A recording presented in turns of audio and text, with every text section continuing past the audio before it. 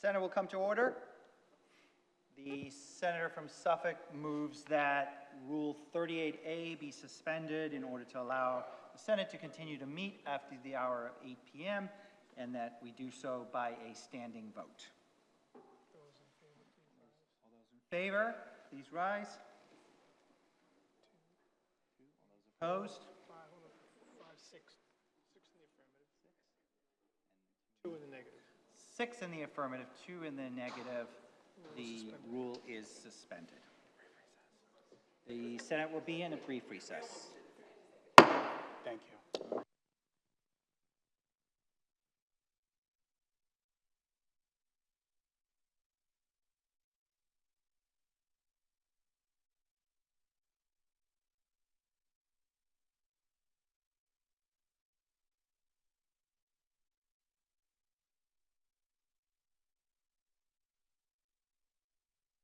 To order, the senator from Suffolk has an amendment which the clerk will read. Amendment number 284 by Ms. Edwards, Cannabis Peace Agreement. Mr. President, some brief remarks on this amendment. Today we had a huge discussion on economic development, and one of the biggest drivers of our economy today is cannabis. And I think recent records demonstrate that we have grown exponentially in this market, and as of late, we were up to $6 billion raised so far. And the distance between the $5 billion mark and the $6 billion mark, the time difference, was about 8 months. That being said, it is not only growing, unfortunately, with the recent headlines in the news and concerning the Cannabis Control Commission, there's been a demonstration that there needs to be an administrative restructuring. Despite all that instability, there's something that is stabilizing and assuring that people are treated with dignity, and that's unions. And so my amendment would allow for labor peace agreements and assure that unions are a stabilizing force for this workforce that is ever growing and will continue to grow in the Commonwealth. Because we are dealing with a lot of uncertainty in terms of how the administration will deal with this industry, we're going to pause in this moment on issues of cannabis. Please note, to those who are interested and excited about this amendment, that the pause is about the issue of cannabis, but never about workers' rights or the dignity of the worker or the ability to organize. Instead, when we're figuring out this moment, we will continue this conversation into the next session and discuss labor peace agreements, which are, I believe, necessary and vital to a growing industry. We do need to learn from the lessons from the past, from the robber barons of the past, from the overexploitation of workers from the past, and as this industry grows, we can course correct and do better by them. And I look forward to fighting that good fight in the future. Thank you very much, and with that, I'd like to withdraw the amendment.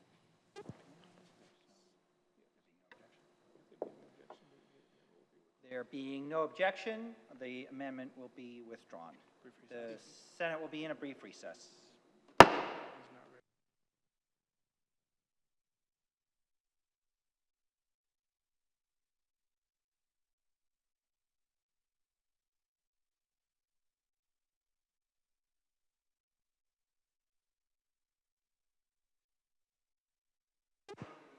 Senate will be in order. The senator from the 3rd Suffolk has an amendment which the clerk will read.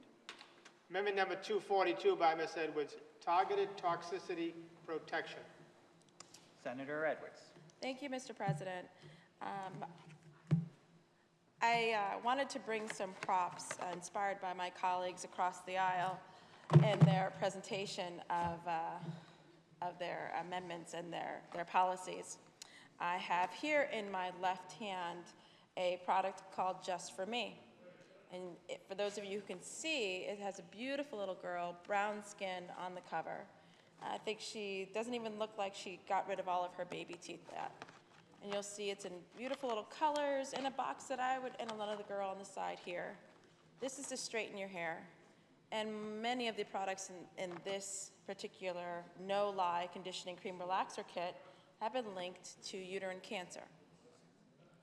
But still, despite their toxicity and their danger, they're marketed to little girls. They're marketed to predominantly black girls with kinky hair like myself to straighten their hair, to meet an ideal or an aesthetic that is usually forced upon them as what they should be. And when you use a little girl's image to speak to other little girls, you're saying you could be beautiful if you only do this, use this product. In my right hand, we have another product. It's L'Oreal's Spheria. It's essentially a platinum result, or blonde, dyeing your hair blonde. And it has, on this product, a grown woman. A grown woman. And I went throughout the store looking for any other products that changed your hair texture or color that used little girls, and I couldn't find any. And that really saddened me. Why, when it comes to straightening your hair and meeting a European aesthetic, we need to tell little girls somehow they're less if they're black. But when it comes to dyeing your hair blonde, I challenge you to find a little girl being told indirectly or directly that her brown hair or her red hair or whatever color hair that she is naturally given is just not good enough. These are the subtle messages that we're given. And if that were it, subtle messages that I think are institutionalized racism, I probably wouldn't be here. It's the fact that these chemicals are dangerous, they cause cancer, and there are class actions concerning that happening right now. That's why I'm here. I'm here because I used these products as a little girl. My mother used them on me because it's seen as for kids, so it's less dangerous. I also went and looked through other products and found that there were skin bleaching products for children as young as 6 months. Again, meeting an aesthetic that is not theirs, that they were not born with, and marketed for babies. And it's that particular part that I find to be cruel, that you market, that you target, that you're going after the youngest who don't know any better. So the initial conversation of this amendment was trying to outright ban it and saying we shouldn't allow those kinds of products of those kinds of harshness with that kind of toxicity to be marketed to any child, let alone use children on them to somehow convey that they're safer.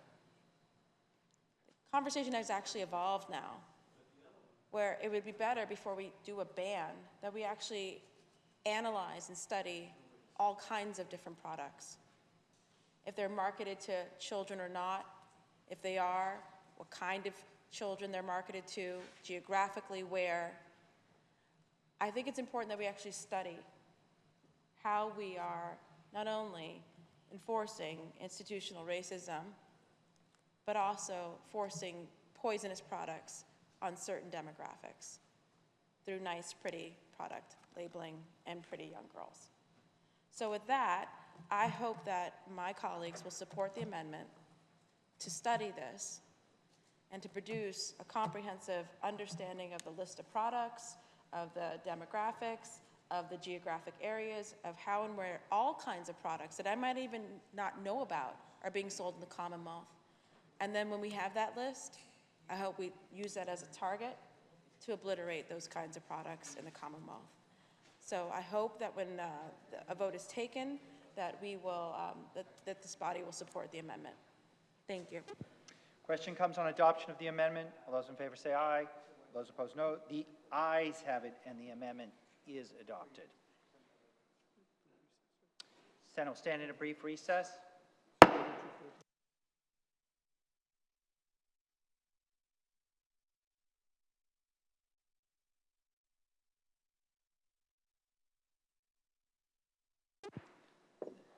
Senate will come to order.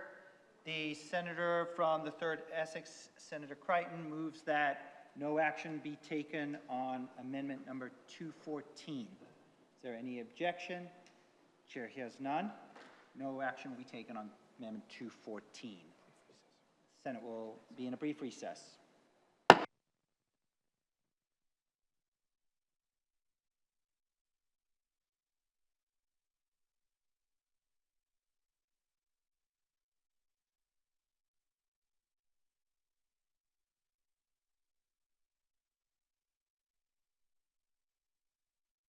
Come to order. Senator Comerford offers an amendment which the clerk will read. Amendment number 32 by Ms. Comerford, economic development through agricultural preservation. Question comes on adoption of the amendment. All those in favor, Senator Comerford. Thank you, Mr. President, and through you to our colleagues. Mr. President, I rise in strong support of this amendment, and I want to thank the gentleman from Andover, the Chair of Ways and Means, the Senate President, for their work to craft this important legislation to stimulate and bolster our Commonwealth's economy.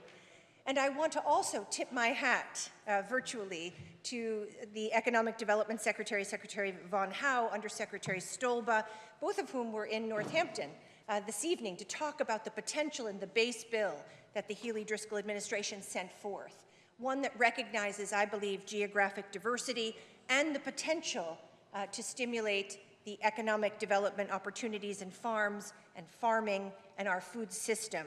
And that's the focus of my remarks this evening. I represent hundreds of farmers in the Hampshire-Franklin-Worcester district, and I'm really thrilled that this session I was appointed after our sister Ann Goby, the extraordinary first chair of the Joint Committee on Agriculture, became Rural Affairs Director. I was appointed acting chair in this first ever joint committee, and I get to share that chairpersonship with Chair Paul Schmid, who is retiring this session after a very esteemed career, and he has been a wonderful House colleague. This Senate has a long history of supporting agriculture. We're going to have a moment for Paul Schmid's retirement.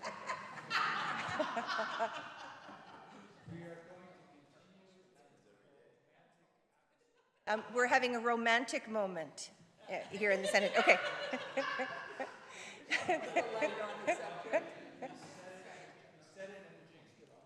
Mr. President, you are a poet. This Senate has a long history of supporting agriculture, and I'm going to close with a story that takes us back to 2005 and features our Chair of Ways and Means. But friends, nearly a year ago tonight, I know many of us, most of us, all of us remember the flood that devastated much of the Commonwealth, especially central and western Massachusetts. And it was our Senate that led the response effort in a unanimous Senate that offered $20 million as part of a House-Senate administration partnership to help the affected farms. I've rarely been prouder in my time in the Senate as our quick response for Commonwealth farmers. And we made that announcement in a farm field of Bernie Simorowski, a farmer in Hatfield, one of those who was devastated, and the Senate President, Chair of Ways and Means, the senator from Taunton, and others were there. In 2020, we passed one of the first laws in the nation focused specifically on healthy soils, saying to farmers, we know that you are part of the climate revolution, and we are going to make sure that you have both the technical assistance and the funding needed to make this transition with us. We have also made significant commitments to the Healthy Initiatives Program, or HIP, a program that's been touted across the nation as exemplary, both in how it supports farmers and how it supports those who are food insecure, as well as MEFAP, the Massachusetts Emergency Food Assistance Program, FSIG, which is the Food Security Infrastructure Grant, the Food Literacy Programs, Farm to School, and so much more. And as good as all of these are, farmers still earn between 94 and 96 cents on every dollar they spend. Think about that just for a moment. Between 94 and 96 cents on every dollar they spend. That is an unworkable economic proposition for our farmers. And yet they keep going. They keep going. How many of us, friends, would keep going if we lost between 4 and 6 cents on every dollar we had to spend to do what we loved? How many of us have that grit and grace? This bill seeks to do better than simply close that gap, because the Senate embraces the adage, no farms, no food.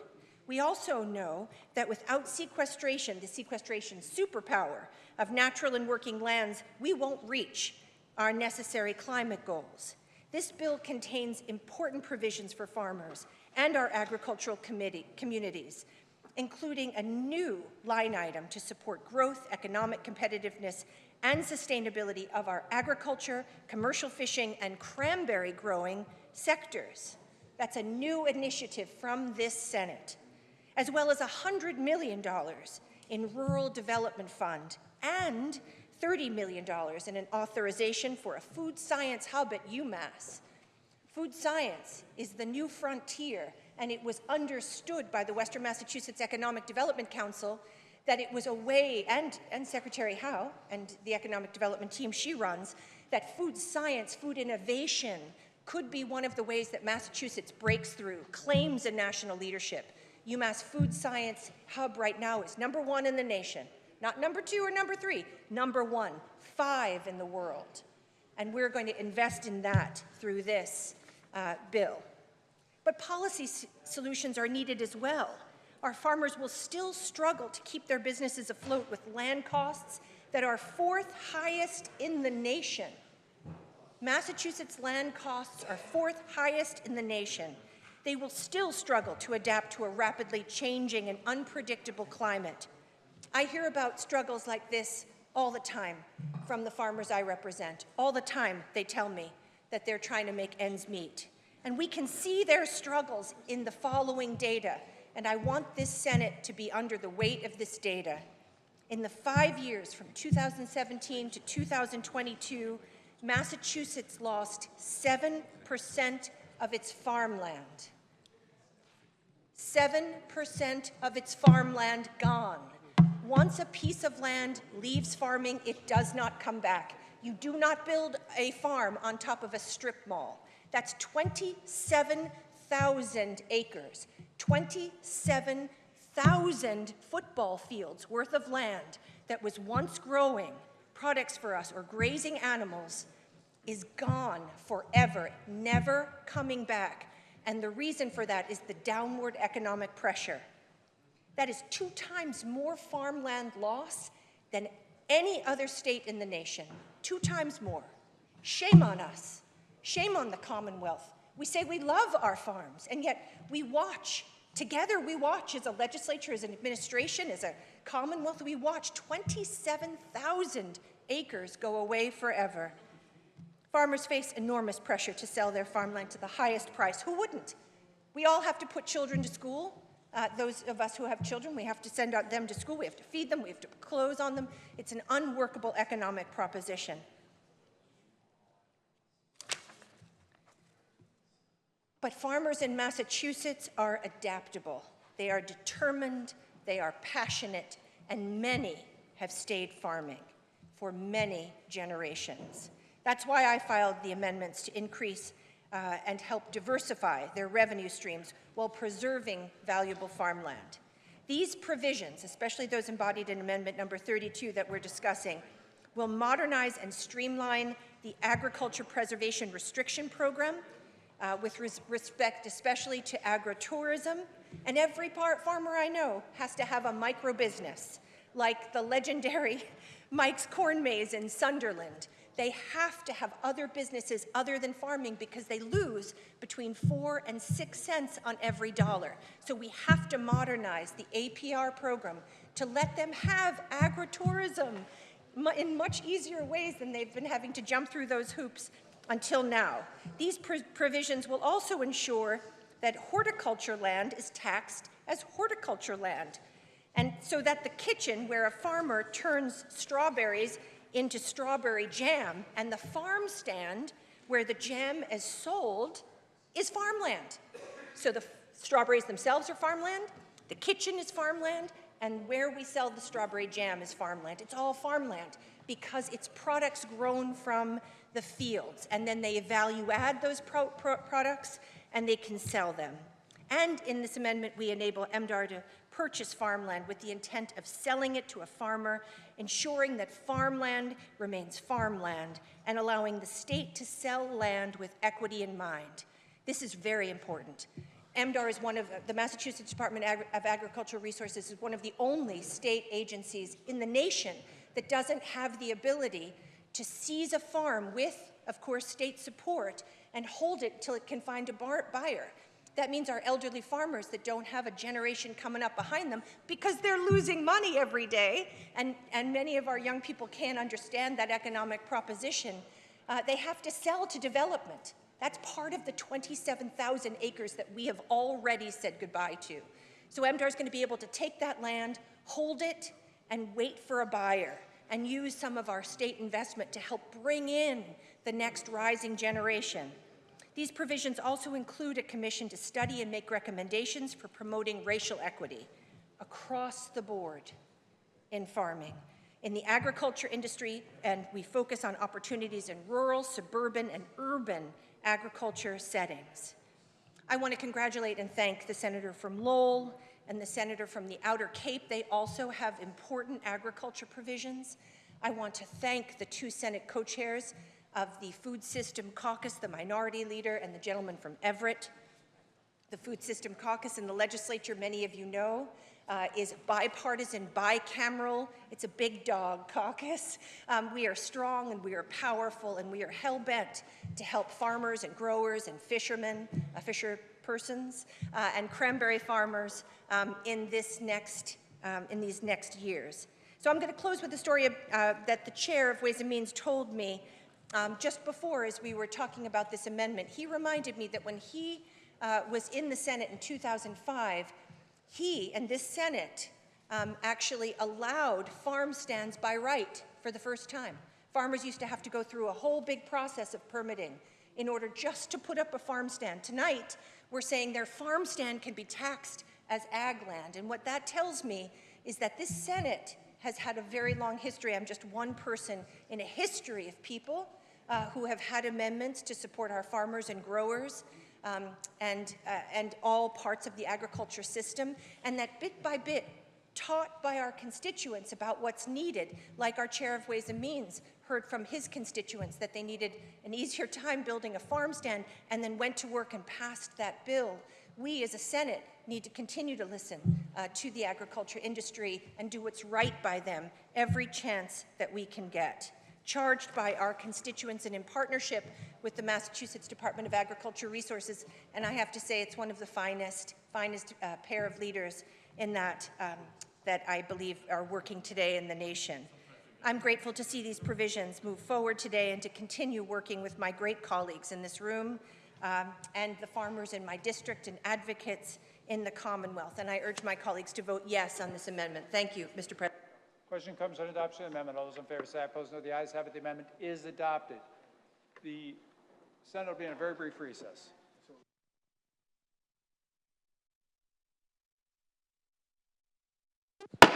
Senate will be in order. So the chair will advise the members to look in about 3 minutes, or now. It is happening now for the next bundle. So look in your emails for the next bundle, and you will have 30 minutes to respond to that bundle. We will continue with amendments that we can work on the floor. Chair will advise the members that after those bundles, if nothing is pulled, there will still be 30 amendments to do. So we still have a lot of work to be done tonight, even with that bundling exercise. Senator Cream offers an amendment which the clerk will read. Amendment number 88 by Ms. Cream, location shield provisions. Senator Cream. Thank you, Mr. President. I rise in support of Amendment 88. This amendment would ban the sale of location data in Massachusetts. This data is constantly being collected by apps on our phone and can be used to track an individual's movement and identify where people are spending their time. They're also being tracked on the Uber and the Lyfts that you take and sold. Your location is sold to other people. Our location data reveals some of the most sensitive details about us. This personal information can provide insights into our healthcare providers, religious affiliation, and even our sexual orientation. Under current state and federal law, private data brokers are able to legally purchase this highly sensitive information from the cell phone apps and sell it to the highest bidder. Although this issue impacts everyone, allowing the sale of location data places certain groups at heightened risk, including domestic violence survivors, members of religious groups targeted for violence, and those seeking reproductive or gender-affirming care in the Commonwealth. It is clear there is a significant bipartisan support in this chamber to act on this issue, and it's ripe for consideration. And I appreciate the fact of all of the members that have signed on in a large number, including my colleagues from the Republican Party. Notably, this policy is widespread. A recent poll found that 92% of Massachusetts voters support a ban on the sale of location data. We saw the House take its approach earlier this week. I look forward to the Senate taking this on with our approach, a different approach. I understand that there is still an opportunity to work on this matter. I understand that we will return to talk about this at a later date this session. And so, as a result of that, I would ask unanimous consent to withdraw this amendment. Without objection, the amendment is withdrawn. Senator Roush offers an amendment which the clerk will read. Amendment number 103 by Ms. Roush, choreographer and musician laureates of the Commonwealth. Thank you, Mr. President. For what purpose does the lady rise? My amendment is on the floor, and I ask. I just noticed you started without me recognizing I you. apologize, Mr. President. I'm Please, just you so may excited about proceed. this amendment. Proceed. Senator Roush, you're recognized. Thank you, Mr. President. This is an exciting amendment. It's a feel-good amendment, and I rise in strong and excited support of Amendment 103, which is a collaboration, a bipartisan collaborative effort between myself and the senator from Weymouth, Senator O'Connor, to create the beginnings of an Arts Laureates program in the Commonwealth. And I also want to offer my gratitude to our Senate President, to our Chair of Ways and Means, to the Senator from Beckett, our Senator Mark, our Chair of Tourism, Arts, and Cultural Development. This amendment supports arts, culture, and the economy by creating a choreographer laureate and a musician laureate of the Commonwealth. Few states currently have a musician laureate. Several have poet laureates, but a few have musician laureates. And with this amendment, when it gets over the finish line, Massachusetts would become the first in the nation to have a laureate position specifically designated for a choreographer. We have a rich dance history and thriving dance culture in the Commonwealth, with talented dance companies and exciting dance festivals, including Jacob's Pillow in the town of Beckett, the Dance Complex in Cambridge, and Jose Mateo and the Boston Ballet, both here in Boston, just to name a few. The choreographer laureate would promote the arts of choreography and dance, elevate these dance communities around the Commonwealth, and choreograph performances for important state events and ceremonies. We also have a rich musical history here in Massachusetts, and similarly, the musician laureate would promote the wide range of musical arts and, again, perform at important state events. Music and dance are fundamental parts of the human experience. In my own decades as a dancer, choreographer, and singer, I have personally witnessed the power of dance, movement, and music to bring people together and embrace the joy and diversity of our humanity. And generating that sense of community is so important, especially in this moment in our collective history. This is also an innovative way for young people and artists to engage with and connect to civics and government. Many different groups could see their own cultures and communities represented on the state's stage. And given the limited term nature of these positions, the artistic representation will continue to grow and evolve over time. Plus, there is economic growth and development with this change in arts communities, in our tourism, and within art hubs and centers all across the Commonwealth. It just happens when you bring people together in cafes, in shops, and more. We will see the economic benefits of establishing these laureate positions. This proposal is basically cost neutral to the Commonwealth, with just nominal reimbursements of expenses if those expenses are incurred, and some compensation for singers and dancers and tech staff for performances. The choreographer and musician laureates will uplift the arts, facilitate cultural exchange, spur local and statewide economic growth, and spread joy and appreciation throughout the Commonwealth.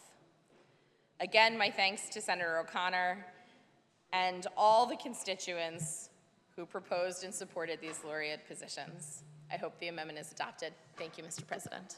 Senator O'Connor. Thank you, Mr. President, and through you to the members. I also rise in support of Amendment 103, and I'd like to thank my colleague, the senator from Needham, for her partnership on this issue. This started out as two separate bills, the Gentlelady's Choreographer Laureate Bill and the Musician Laureate Bill that I filed, and I'm proud that passed in this body as a standalone bill in a prior session. My journey on this topic started several years ago when a now former constituent of mine reached out to explain the significance and value of laureates, not only serving as advisors to the governor in matters pertaining to their respective fields, but as stewards of the history of art forms in Massachusetts. Massachusetts has a deep history of music, from the rich musical culture of indigenous tribes in Massachusetts to some of the oldest choral groups in U.S. history, the Stoughton Musical Society, founded in 1786, and the Handel and Hayden Society, founded in 1815. Centuries after the founding of these groups, we continue to be at the forefront of the music scene because of our world-class institutions, such as the Boston and New England Conservatories, Berklee College of Music, Tanglewood, the Boston Symphony Orchestra, and many others. Massachusetts is also home to the world-renowned Boston Ballet, the famous annual Nutcracker and Choreographer, which is a program focused on promoting the inclusion of women choreographers in a field that was historically dominated by males. Music and choreography are some of the most expressive art forms we have, and as a society, we have spent ages trying to innovate and perfect them. Creating the position of musician and choreographer laureate would allow the Commonwealth to officially recognize and reward the mastery of the musical and dance art form while celebrating their influence in the history of the Commonwealth. I'm so proud of the work of both of our offices as well as our staffs in the work they've done in crafting this legislation. I'd like to once again thank the gentlelady from Needham for her partnership and leadership on this, and I hope this amendment is adopted. There's an adoption amendment. All those in favor say aye. Opposed, no. The ayes have it. The amendment is adopted. Senator Moore offers an amendment which the clerk will read.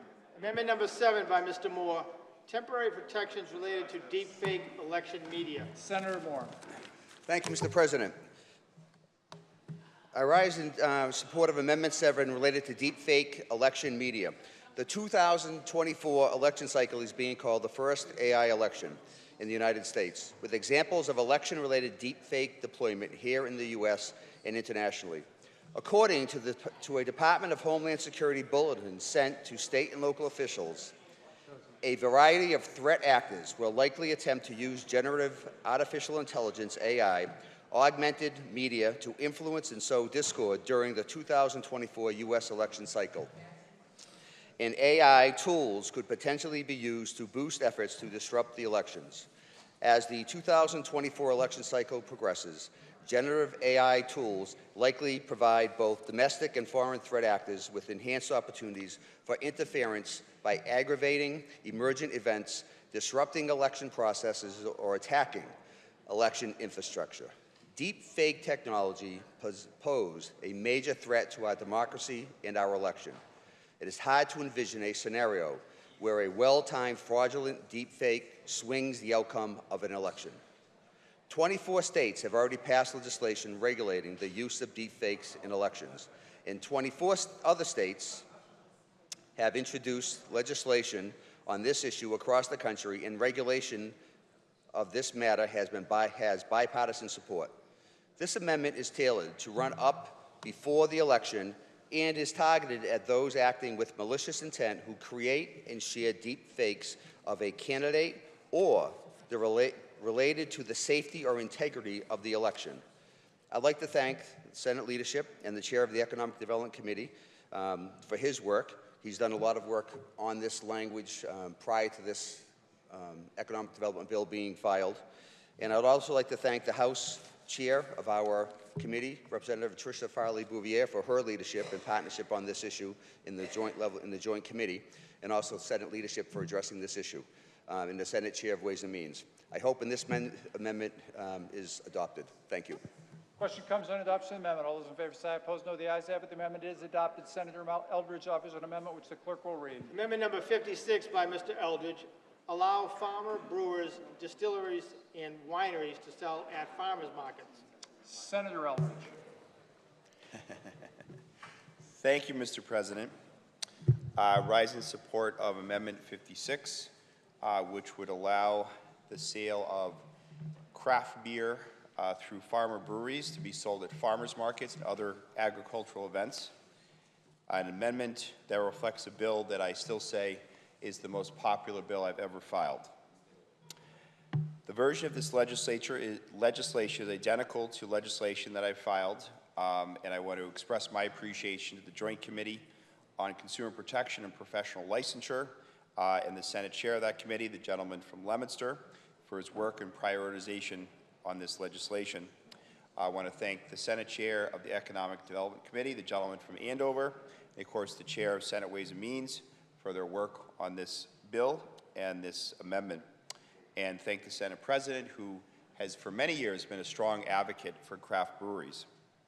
This bill was included in the Senate version of the economic development legislation last session, and it has been part of other bills, including, I think, an agricultural bill from a previous session. The bill addresses a simple problem. Under current law, breweries can conduct tastings of their products at farmers markets. Typically, people who like what they taste want to purchase the product, but the law currently doesn't allow that. I became involved with this issue almost 15 years ago when a group of local wineries pointed out that they could not sell their local wine in farmers market. I filed a legislation that passed in 2010, and since then we have seen craft breweries grow across Massachusetts, as well as farmers markets. It's a missed opportunity for brewers that they're currently unable to sell their products or allow their products to be tasted at farmers markets. I'm sure, like many of us who go to many farmers markets, you see a diverse array of agricultural products, products made in people's businesses or sometimes their homes, and yet craft breweries are not allowed to participate or sell their products. These agricultural events provide an opportunity for local businesses to market their products to the community. I do want to highlight, because obviously this product is alcoholic, there are some reasonable safeguards that are built into this amendment and legislation. First, the beer must be sold in sealed containers for off-premises consumption other than the very limited tasting. Second, the farmers market, legally termed an agricultural event, must be approved by the Mass Department of Agricultural Resources. And third, the farmer brewery must obtain a special license from the local alcohol authority to sell at the farmers markets.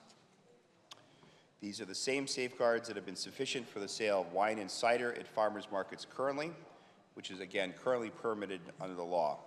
This bill builds on pre-existing relationships between brewers and the farming communities. Breweries work closely with the agricultural community and pride themselves in supporting local farmers by purchasing local grains, hops, and fruit whenever possible. Many breweries serve as community-supported agriculture share pickup locations and donate spent grain back to local farms, which in turn serve as feed for livestock and cattle. Local breweries have become a popular venue for many family-oriented community events, and this legislation will enable local breweries to continue to thrive and add opportunities for them to showcase their products, which they're so proud of. A strong group of stakeholders have supported this legislation for many years. The Massachusetts Brewers Guild is the lead supporter, and farmers markets across Massachusetts are also in support. And I want to express my appreciation to the Mass Retailers Association, which recently expressed their support for the bill. So I encourage my colleagues to vote for this bill and to allow craft beer to be tasted and sold at farmers markets. Thank you, Mr. President. Question comes on adoption of the amendment. All those in favor say aye. Opposed, no. The ayes have it. The amendment is adopted. Senator Pacheco offers an amendment which the clerk will read. Amendment number 136 by Mr. Pacheco, Clean Fuel Standard. Senator Pacheco. Thank you very much, Mr. President, through you to the members. The amendment number 136 establishes a clean fuel standard here in Massachusetts. I want to thank the Office of the President, the staff, and the Ways and Means Chair. I want to thank the Chair that has been working on this economic development bill, Senator Feingold, for the consideration given to this particular issue. As I begin to speak on this issue, I can't help but to just point to a couple things that has been in the press lately. Just look at the New York Times this week. When you look at what has happened with the new limits that have been put in place relative to FEMA, imposing limits on building in floodplains because of the tremendous impacts that are taking place all across our country. As a matter of fact, the collective total for this decade that they've estimated in this article is some $40 billion in average annual losses this decade, according to the executive director of the Association for State Floodplain Managers. We're on this trajectory of losses doubling every decade, which should be scary as hell, he says. We can't ignore this problem anymore. That problem, the underlying problem, is, in fact, climate change. It's greenhouse gases going into our atmosphere. It's methane emissions going into our atmosphere. And part of those emissions are coming from fuel sources that can be cleaned up. So this amendment creates a key strategy that will contribute to the Commonwealth's emissions requirement of reducing the carbon intensity of transportation fuels by 80% by 2050. In the Commonwealth's latest Clean Energy Report Card, released by the Office of Climate Innovation and Resilience, the transportation sector was credited with making up 37% of greenhouse gas emissions in Massachusetts, making it the largest source of our emissions. With that being said, it is critical that we address the subnational and substantial impacts of this sector overall emissions to meet the requirements we have set for Massachusetts. Under this amendment, the Department of Energy Resources will be mandated to create a clean fuel standard aimed at significantly reducing carbon emissions for transportation fuels. The Department will establish rules, regulations, and procedures necessary for implementing the clean fuel standard. Other states have adopted similar clean fuel standards, like California, which has lowered its CO2 emissions by more than 15% from the 2011 limits. In Oregon, in just the first year, and I think it's important for everybody to think about this for a second, in just the first year of Oregon's experience, they lowered their greenhouse gas emissions by nearly 1 million metric tons, which is equivalent to the operation of over 200 wind turbines for the first year.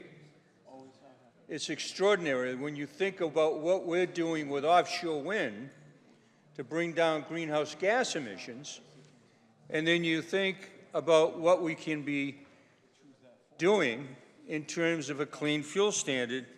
It is quite significant. To ensure compliance and offset implementation, along with ensuring that costs are not passed on to the public, this legislation uses market-based mechanisms for generating and trading credits. Credits would be awarded to fuel providers with lower carbon intensity fuels that could be traded off for carbon deficits. So it's actually a revenue generator within the system of our fuel system. It incentivizes fuel providers to comply with standards by offering low carbon intensity fuels or purchasing credits to offset higher intensity fuels still in use. I recognize that meeting standards set by the Department of Energy is not something that will happen overnight, and this amendment also recognizes that. The credit mechanisms ensures that providers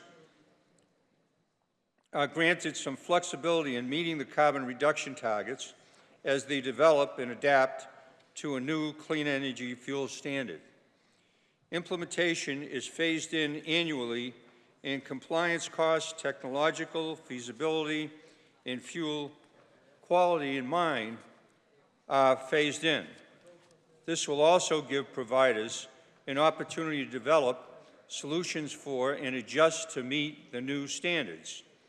Another important aspect of this credit system is that it will require public entities generating credits to invest a percentage of their credits, their credit values, in clean energy and transportation projects in disadvantaged communities. Just seeing those credits invested into our economy will help create an amazing impact on our economy. Mr. President, the amendment that is before us will significantly impact bringing down greenhouse gas emissions, methane emissions, and investing in electrification in the EV market. That's what will happen with a lot of these credits. They'll be invested in this sector, and it won't cost the taxpayer a dime. Just look at what happens when you look at what has happened in Oregon, what's happened in California. These have been very successful programs, and it's time that we catch up. And I hope this amendment does pass, Mr. President. Thank you. Question comes on adoption of the amendment. All those in favor say aye. Opposed, no. The ayes have it. The amendment is adopted. Same senator offers another amendment, which the clerk will read. Amendment number 139 by Mr. Pacheco, Clean Energy and Climate Action Fund. Senator Pacheco. Thank you very much, Mr. President. I'm sure many of you may recognize the title of this amendment. And again, I thank everyone I just thanked for working with me so that we can create the first Clean Energy and Climate Action Fund here in Massachusetts, to put this fund on the books of the Commonwealth so that eventually we can start depositing needed revenue into that fund to partner with homeowners, with small businesses, with manufacturing companies, to make sure that we do what we said we wanted to do with the climate bill that passed this chamber just weeks ago. The title of that bill is an act upgrading the grid and, importantly, and protecting ratepayers. That was the title of the bill, protect ratepayers.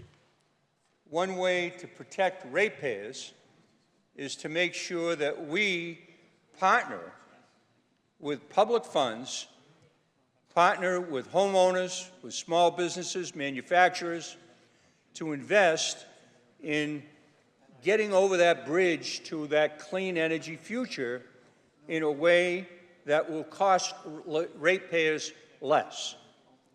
And we can do that if we do it together. This fund aims to facilitate energy-efficient retrofits and upgrades that will contribute to meeting our climate action requirements by reducing the emissions from our built environment. According to the most recent Massachusetts Climate Report Card from last year, emissions from buildings, for example, made up 35% of our greenhouse gas emissions, second only to transportation in our overall emissions landscape.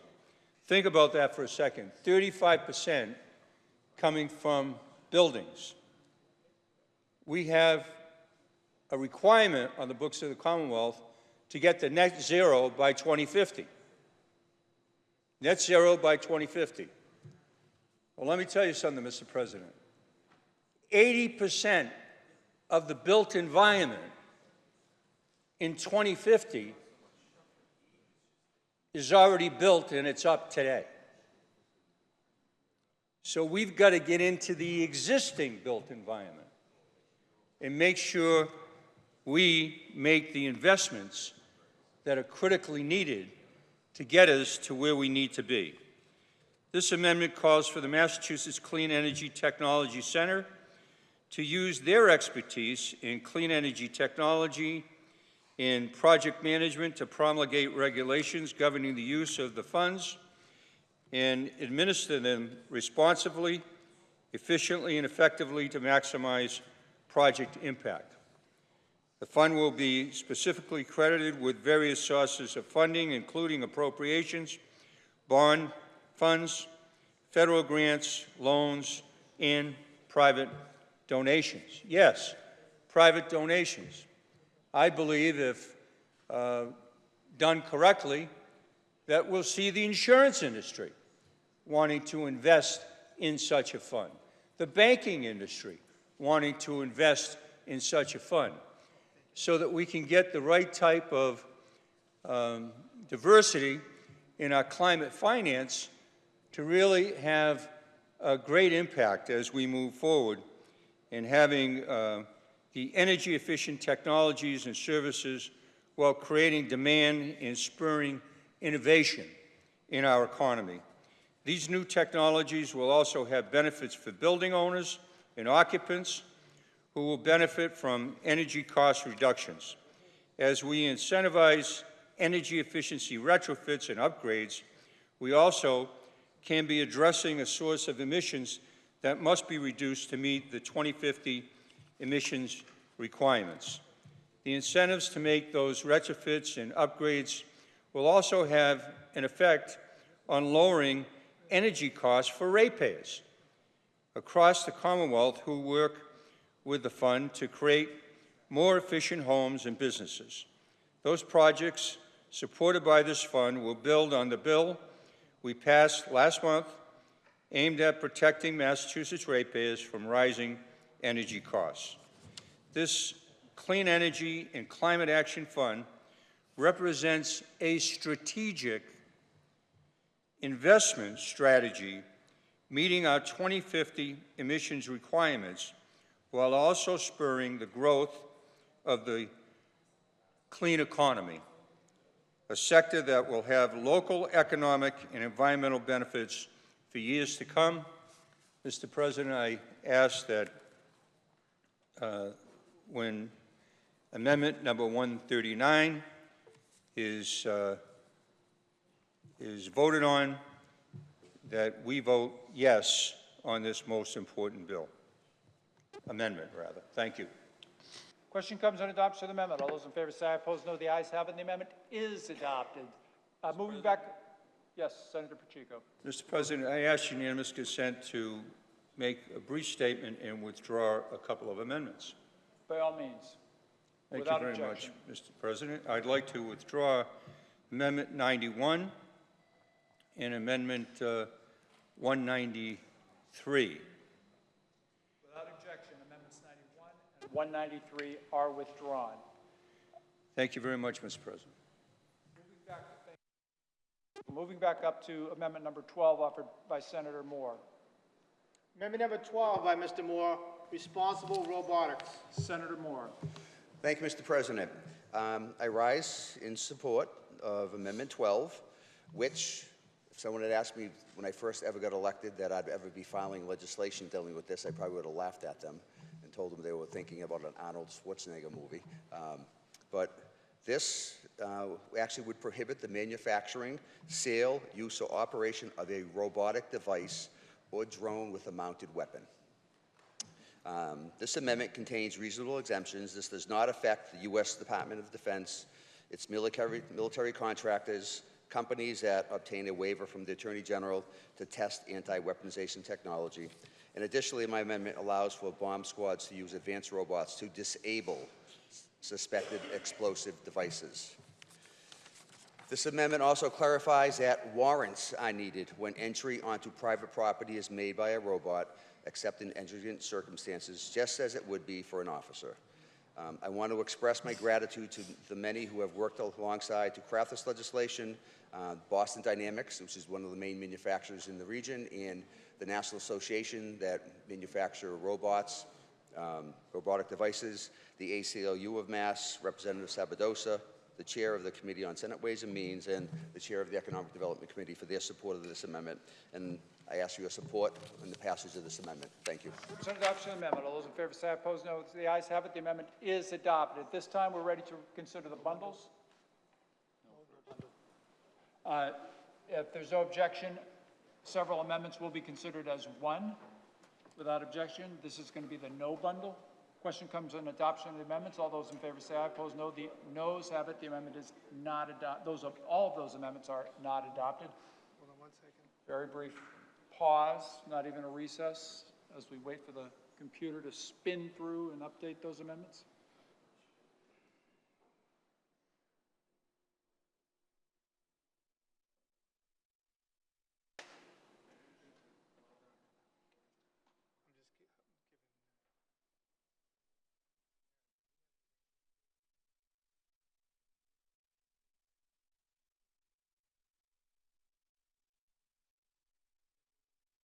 Now we're going to consider the yes bundle.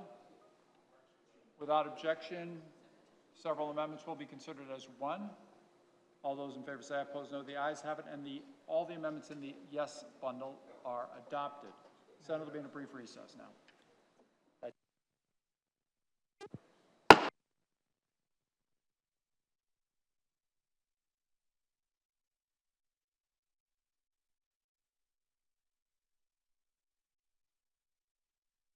Our chair will advise the members that after all of our bundling, we've got 57 amendments to handle between now and midnight.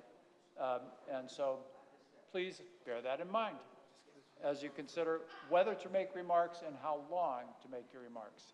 So Senator Payano offers an amendment which the clerk will read. Amendment number 167 by Mr. Payano, Social Enterprise Capital Grant. Senator Payano. Thank you, Mr. President. Through you to the members, I rise in support of amendment number 167, which would allocate $10 million towards social enterprise capital grant programs. These grants are awarded to organizations operating social enterprises that support individuals with the goals of providing job skill trainings. Additionally, these organizations must also provide paid employment opportunities to low-income individuals, prioritizing those from socially and economically disadvantaged backgrounds who also face complex needs and barriers to employment, necessitating intensive interventions. These grant programs represent a comprehensive approach to economic development, addressing the needs of our businesses, workers, and communities through real estate acquisitions, facility design, construction, repair, rehabilitation, and related soft costs. In prioritizing these enterprises, we can bring not only a sense of stability and belonging to Massachusetts residents, but also provide support to those in need. I was particularly moved by the words of a young adult who spent a significant portion of his teenage years behind bars and was unable to find work. They said, "I need help, but I don't know where to go." A sad reality that many disenfranchised young adults face in our communities. Luckily, programs like UTEC were there for them and helped them through their transition into the workforce. Programs such as UTEC provide workforce development workshops and programs such as carpentry, woodworking, culinary arts, and community recycling that young adults directly benefit and thrive from. In 2023 alone, UTEC served 240 young adults, with 70% of participants obtaining employment or enrolling in education programs, and have generated over $2 million in revenue, which they reinvest into their programming and community needs. UTEC, along with other great organizations like 18 Degrees in Springfield, La Cooperativa in Chelsea, More Than Words in Boston, and so many more, are shining examples of the impact this type of programming can have on the community, and why I know that an investment in the program can multiply the good work that is already being done. Northeast ARC, which operates social enterprises, has enabled people with disabilities and autism to earn a paycheck while developing essential skills that assist them in finding employment in the community. The Capital Grant Program allowed Northeast ARC to make much-needed upgrades to its facilities, providing more opportunities and better support to the people it serves. This amendment aligns with the purpose of this legislation by supporting nonprofits that are contributing to the economic growth in our communities, and overall represents our commitment to inclusivity, affordability, and innovation. Values that will define the landscape of our cities and towns for generations to come. By investing in the Social Enterprise Grant Program, we are not just fostering economic growth, we are building vibrant, resilient communities where families can thrive and nonprofit and businesses can flourish. I want to thank the Senate President, the Chair of Ways and Means, the Chair of Economic Development, the gentleman from Andover, for your support, your staff support throughout this, and your leadership on this important legislation. Thank you all, Mr. President. I hope that this amendment is adopted. Question comes on adoption of the amendment. All those in favor say aye. Opposed, no. The ayes have it. The amendment is adopted. Senator Kennedy, Robin Kennedy, offers an amendment which the clerk will read. Amendment number 462 by Ms. Kennedy, Climate Tech Innovation Hub. Senator Kennedy. Thank you, Mr. President. Through you to the members, I rise today in support of Amendment 462, the Climate Tech Innovation Hub. This amendment will allocate $5 million to the Worcester Polytech Institute in Worcester for creation of a Climate Tech Innovation Hub in central Massachusetts. The creation of this hub will expand the innovative climate tech ecosystem already at work at WPI and catalyze economic growth through research, workforce training, startup support, and new manufacturing. Climate tech hubs in the U.S. play a crucial role in addressing the escalating climate crisis by fostering innovation and collaboration in developing sustainable technologies. These hubs serve as epicenters for research and development, attracting top talent, investment, and resources to accelerate the transition to a low-carbon economy. According to a 2021 report by the Brookings Institution, climate tech investments in the U.S. surged to $16 billion in 2020, reflecting a growing commitment to combat climate change through technological innovation.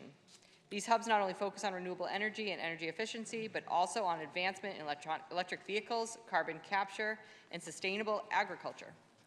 By concentrating expertise and funding, climate tech hubs drive the rapid deployment of new technologies essential for meeting the U.S. climate goals under the Paris Agreement. Moreover, climate tech hubs contribute significantly to economic growth and job creation. A report by the Environmental Defense Fund highlighted that clean energy sector employed over 3 million Americans in 2021, surpassing the fossil fuel industry. These hubs often lead to the establishment of numerous startups and attract substantial venture capital, with California alone receiving nearly $4.3 billion in climate tech investments in 2020.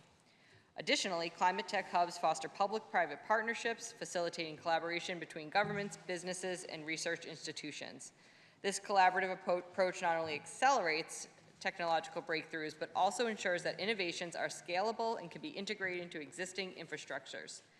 In essence, climate tech hubs are pivotal in driving the U.S. towards a sustainable and economically vibrant future, addressing both environmental and economic challenges simultaneously. With a first in the Commonwealth Climate Tech Innovation Hub concept, Central Massachusetts can attract talent and new innovation and make Massachusetts more competitive nationally. This hub will expand capacity for research that focuses on recycling, regeneration, reuse, hydrogen generation, addressing negative emission strategies, and many more that can spread within and beyond Central Massachusetts. This hub will build on revolutionary, nation-leading technology and research already happening in Worcester. For example, WPI Professor Yan Wang has developed innovative lithium-ion battery recycling and environmentally friendly production. His company, born from his technology, was named top 250 Time Magazine green tech companies in the country. In addition, WPI professor Mike Timko has been nationally recognized for his work, which turns bio-waste to fuel while breaking down PFAS. His work has spun out River Auto Renewables, a company helping municipalities break down PFAS and finding solutions for their waste. These programs can lead to collaboration with both education and industry partners in the region, like Worcester State University, Fitchburg State University, Quinsigamond Community College, Mount Wachusett Community College, alongside Ascend Elements, St. Gobain, Solvus Global, Twitter, Kinfact, Vallis, Honeywell, and others. A couple weeks ago, our chamber took a bold step to combat the climate crisis we are facing. The research and development taking place at WPI and the potential for expansion of that work through the Climate Tech Innovation Hub will give us the tools to take on that fight. Therefore, I urge my colleagues to support this amendment. Question comes on adoption of the amendment. All those in favor say aye. Opposed, no. The ayes have it. The amendment is adopted. Senator Moore offers an amendment which the clerk will read. Amendment number 315 by Mr. Moore, Central Mass Cyber Range. Senator Moore. Thank you, Mr. President. So I rise to support Amendment 315, which provides $5 million in bond authorizations to create and operate a cyber range in the city of Worcester. More importantly, this cyber range will be utilized by both Quinsigamond Community College and Worcester State University. For those who are unaware, a cyber range is a virtual environment that simulates real-world networks and cyber attacks to provide a safe and legal environment for users to practice responding to cyber challenges. The first to open in Massachusetts, which is currently located at Bridgewater State University, their cyber range opened in the fall of 2023 and has received both state and federal support and praise. Less than a year ago, the Cyber Range 24 workstations with dual-screen monitors, multi-window ultra-high-definition LED video wall, and a fully immersive RGB lighting and sound system enhances a command-style situation control room. The Cyber Range at Bridgewater enables students and users from municipalities, nonprofits, other organizations, and more to train, engage, and gain experience in handling simulated ransomware, malware, and other types of cyber attacks in a controlled environment. It is therefore that my hope is that this amendment is adopted to ensure that our incoming cybersecurity experts are well-trained and we have the opportunity to develop a more skilled workforce in cybersecurity. And I ask for your support in the adoption of this amendment. Thank you. Present adoption of the amendment. All those in favor say aye. Opposed, no. The ayes have it. The amendment is adopted. The same senator offers another amendment which the clerk will read. Amendment number 354 by Mr. Moore, AI Financial Innovation and Research Center in the city of Worcester. Senator Moore. Thank you, Mr. President. I rise in support of Amendment 354, which provides $3 million in bond authorizations to create and fund a financial innovation research center in the city of Worcester in conjunction with the Mass Tech Council. This research center will focus on conducting research on applied AI and machine learning for the financial services sector, establish literacy and education programs in AI for students, employees, employers, and the public, support entrepreneurship, and build an ecosystem for applied research in AI and machine learning in the financial services sector. We are tasked with ensuring all areas in the need of critical economic development-based investments are represented in this chamber and by the bill passed today. One of the biggest players in our daily lives currently is artificial intelligence, its applications, and its dangers. It is therefore my hope that this amendment is adopted and makes Massachusetts a leader in the space of artificial intelligence and appropriate use in AI and its functions for real-time use. I hope this amendment is adopted. Thank you.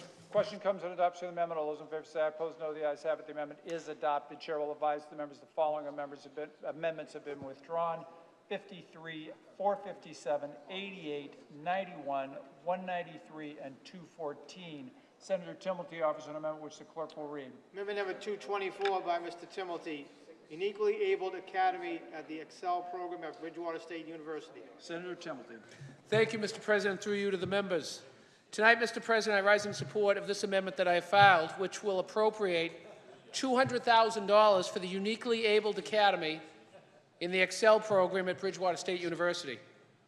Specifically, the Uniquely Abled Academy matches people to jobs that do not require specialized training, which in turn are a perfect fit for the unique skill set of students who live with high-functioning autism. Moreover, it is important to note that Bridgewater State University has a partnership with Shore Vocational Technical High School in Hanover for this program. Typically, the jobs aligned with this educational program involve repetitive tasks with objective processes, instructions, where students would typically work alone. According to the Pew Research Center, 88% of those ranging in ages from 18 to 34 here in the United States have a medical disability that would qualify the student for work training programs such as this, if such programs were available. Sadly, in many cases, these programs are not available. Through tailored vocational training, Bridgewater State University, under the leadership of President Fred Clark, is unlocking the potential of individuals that live with autism, paving their path to employment success. Collaboratively, this program is redefining inclusivity and showcasing the power of diverse talents. In addition, the program being offered at Bridgewater State University is based upon the UAA curriculum developed by the Uniquely Abled Project, a California-based nonprofit entity that licenses UAA to a small but growing number of partners. Here in the Commonwealth, the Uniquely Abled Project in the Excel program at Bridgewater State University is overseen by a volunteer board of advisors, including representatives from Bridgewater State University, South Shore Voc Tech, other educational advocates, business leaders, workforce specialists, as well as state agencies involved in providing services for differently abled individuals. Specifically, the Core Leadership Steering Committee is comprised of Jay Ash, the Chief Executive Officer of the Massachusetts Competitive Partnership, John Cash, and former State Senator Vinnie DiMacedo from Bridgewater State University, Stacy Kaminsky from Connect, Mike Tomasi from AccuRounds of Avon, and Paul Bello from South Shore Vocational Tech. Furthermore, the expanded leadership group includes representatives from the Massachusetts Rehabilitation Commission and the Department of Developmental Services. Lastly, there is an immediate need for funding. These funds will provide for the hiring of a staff-level program coordinator, as well as a grant writing team. In short, this is an amazing program that will hopefully expand across our Commonwealth, providing this group of students more opportunities who have not previously had access to comprehensive state universities. Therefore, for these reasons, Mr. President, I hope that this amendment is adopted. Question Thank you. comes on adoption of the amendment. All those in favor say aye. Opposed, no. The ayes have it. The amendment is adopted. The same senator offers another amendment, which the clerk will read. Amendment number 239 by Mr. Timothy, Stoughton Public Health Association visiting nurses. Senator Timilton. Thank you, Mr. President. Through you to the members. Tonight, I rise in support of this amendment that I have filed that will appropriate $200,000 for the Stoughton Public Health Association. Specifically, the Stoughton Public Health Association is a service that provides visiting nurses to patients. These nurses offer compassionate, skilled services in individuals' homes. The Stoughton Public Health Association is an entity of the town of Stoughton. As such, it is operated by the town of Stoughton's government and is a nonprofit agency. Quite simply, the town of Stoughton seeks to eliminate the structural deficit that its public health association is experiencing. In doing so, the town of Stoughton seeks to then establish a plan to regionalize the agency with several neighboring communities. Currently, this visiting nurses program is the only municipal VNA in the Commonwealth. Moreover, it serves the community of not only Stoughton, but also the communities of Avon, Brockton, Canton, Easton, Randolph, and Sharon. Additionally, this organization has been providing skilled care for more than 100 years. Specifically, just this past year, the Visiting Nurses Association of Stoughton provided 3,601 skilled nursing visits, 1,529 physical therapy visits, and 501 occupational therapy visits to area patients. Therefore, by providing access to this funding request, services will be able to continue uninterrupted for the residents of Stoughton and, hopefully, beyond in the region. In short, Mr. President, these VNA services are more critical now than ever before due to area hospital closures, which we are all painfully aware of. For these reasons, Mr. President, I hope that this amendment is adopted. Thank you. Comes on adoption of the amendment. All those in favor say aye. Opposed, no. The ayes have it. The amendment is adopted. The same senator offers another amendment, which the clerk will read. Amendment number 305 by Mr. Timothy, Norfolk, Plymouth, and Bristol capital improvements. Senator Timothy. Thank you, Mr. President, and through you to the members. Tonight, I rise in support of this amendment that I filed, which will appropriate $3.5 million for much-needed capital improvements to be divided equally among the 7 towns within the Norfolk, Plymouth, and Bristol Senate District that I proudly serve.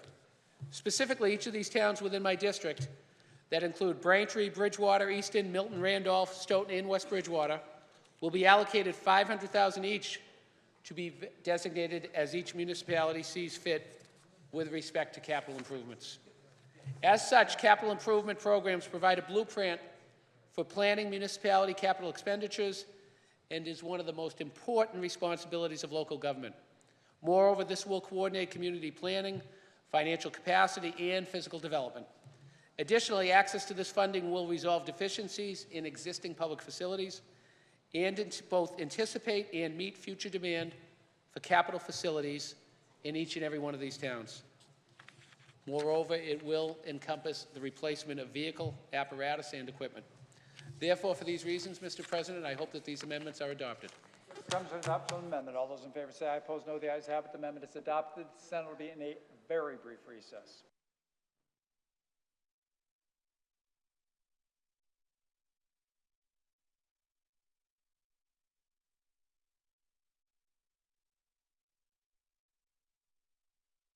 Order. Senator Collins offers an amendment which the clerk will read.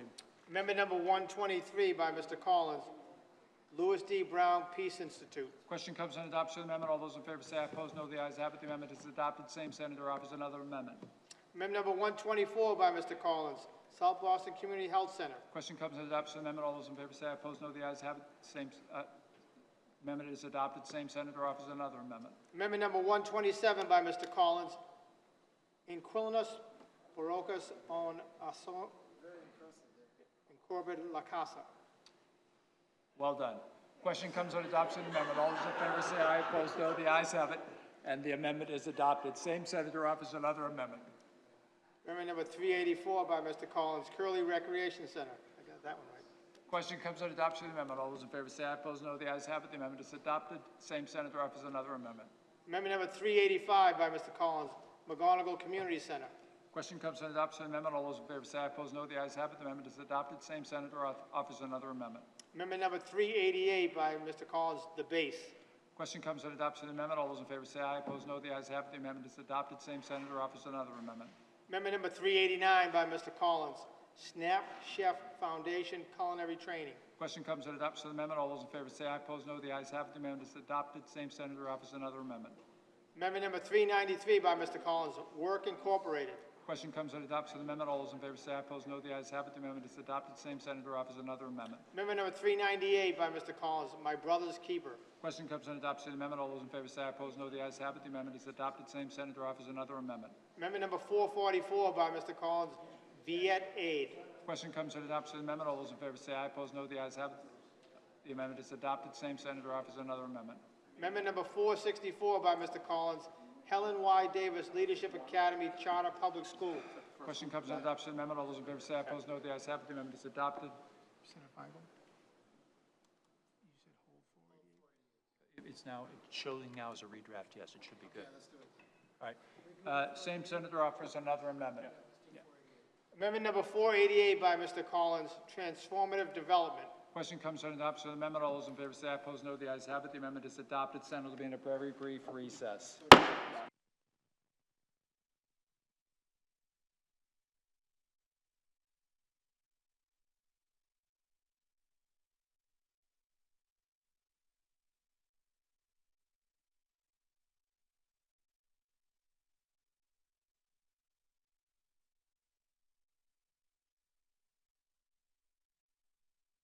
An amendment which the clerk will read. Amendment number 1 by Mr. Oliveira, Cottage Food. Senator Oliveira. Thank you, Mr. President. I rise today in support of Amendment Number 1 in the redraft form. I first want to thank the gentleman from Andover on putting together such a comprehensive piece of legislation that focuses on regional equity for Western Massachusetts. But the amendment that I rise in support of today actually has to do with an area that I spoke to earlier. Earlier, I had the opportunity to speak to about 90 of our State House interns in A1, and a member of the intern group asked me what was the most impactful thing you learned when knocking on doors in your race. And I said a bill that I decided to file having to do with the cottage food industry here in Massachusetts. I am thankful for the gentlelady from Northampton, the chair of the Agriculture Committee, who has worked with me tirelessly on this bill to get to a point where we can actually have something to move forward. But this bill has to do with ensuring that we have uniform standards across the Commonwealth of Massachusetts. So people who are entrepreneurs, people who have took to their kitchens during the pandemic to earn extra dollars, those entrepreneurs face a series of roadblocks throughout the Commonwealth in order to sell their products on the open market.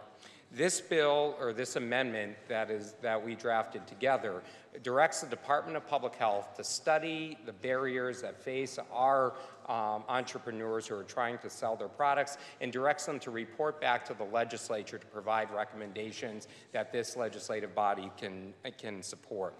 It is my hope that this amendment be adopted. Thank you, Mr. President. Question comes on adoption of the amendment. All those in favor say aye. Opposed, no. The ayes have it. The amendment is adopted. The Senate will be in a very brief recess.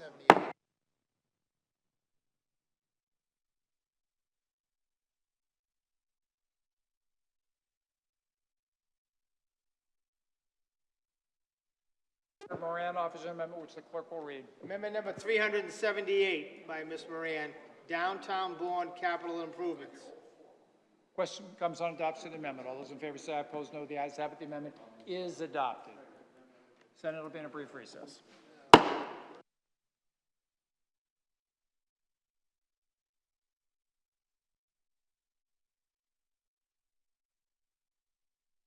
Senator Moore offers an amendment which the clerk will read. Amendment number 369 by Mr. Moore, Shrewsbury economic improvements. Question comes on adoption of the amendment. All those in favor say aye. Opposed, no. The ayes have it. The amendment is adopted. Senate will be in a brief recess.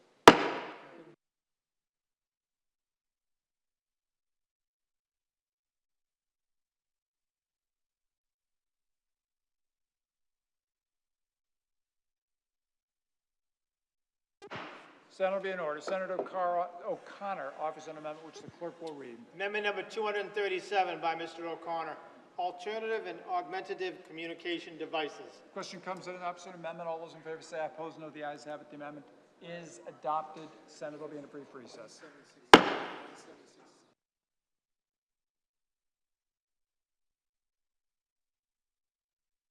Question, Senator O'Connor offers an amendment which the clerk will read. Amendment number 176 by Mr. O'Connor, lobster enclosure mitigation fund. Question comes on adoption of the amendment. All those in favor say aye. Opposed, no. The noes have it. The amendment is not adopted. Senate will be in a brief recess.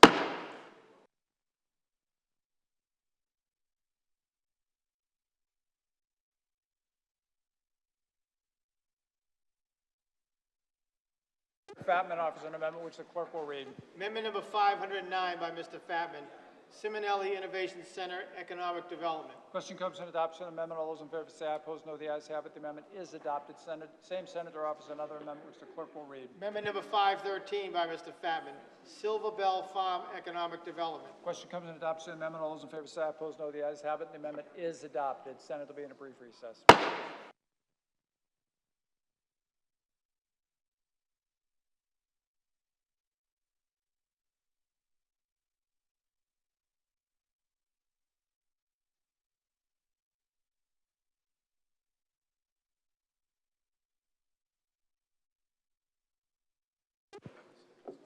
The chair will advise the members that we have 30 amendments remaining, and that 2 of those amendments do involve roll calls. So at some point fairly soon, we expect to have a couple of roll calls. So those who are not in the chamber or are remote, please be alert to those coming roll calls. Senate will be in a brief recess.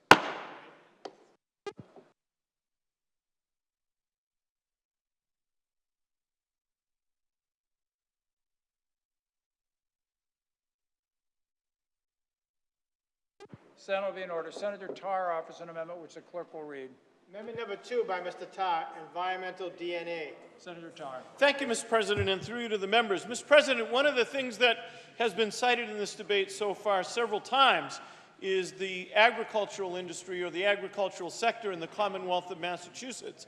And, Mr. President, the agricultural sector is incredibly important, but as well is the commercial fishing industry. And, Mr. President, the commercial fishing industry, as I think we know from our previous debates, is one that's incredibly subject to heavily regulated measures. And by that I mean, Mr. President, that oftentimes the measures that are undertaken can prevent those that are in the commercial fishing industry from being able to fish for months at a time. In fact, there was an earlier amendment, Mr. President, that was offered by my good friend from Weymouth that was withdrawn, that recognizes the fact that in some cases, and in every case in the last several years, commercial lobster fishers in the Commonwealth of Massachusetts, in order to protect the right whale, which is important, have not been able to prosecute their fishery for 5 consecutive months. 5 consecutive months. Now, earlier, the gentlelady from Western Massachusetts was indicating what a hardship it would be if someone lost the particular ability to have a value-added product. And we certainly should address that. But, Mr. President, we're talking in this situation about people that cannot work for 5 months out of the year. And so, Mr. President, one of the things that we can do if we truly want to have an economic development bill, and I think it's time we started adding some true economic development items to this bill in many ways, one of the things that we can do is try to ensure that the management of the fishery is based on sound science. And one of the capabilities that has been developed in the Commonwealth over the last very short period of time, less than 5 years, is the ability to use DNA research and DNA-based information to govern the management of the fishery so that we can understand the threats to habitat, we can understand the migratory patterns of the species that we hope to harvest, we can understand the impact of climate change on those species. And so, Mr. President, this very simple amendment would require that when we develop fishery management plans, we incorporate the use of DNA evidence, bringing forward by leaps and bounds the science that we use currently to base our fisheries decisions on. And so, Mr. President, it is clear that we have the capability to do this. It is clear that there's a desirability to do this, and I would argue we have an obligation to do this if we care about the commercial fishing industry in the Commonwealth of Massachusetts. I hope the amendment is adopted, and I can't imagine, Mr. President, that we would not embrace something like this. Thank you, Mr. President. Question comes on adoption of the amendment. All those in favor say aye. Opposed, no. The noes have it. The amendment is not adopted. The same senator offers another amendment, which the clerk will read. Amendment number 3 by Mr. Tarr, cultural facilities. Question comes on adoption of the amendment. All those in favor say aye. Opposed, no. The ayes have it. Excuse me. The noes have it. The amendment is not adopted. Okay, I'm watching you as to whether you're trying to speak. I didn't want to prevent you from doing so. But so amendment number 3 was not adopted. Senator Tarr offers another amendment, which the clerk will read. Amendment number 6 by Mr. Tarr, small commercial tax exemption. Senate will be in a very brief recess.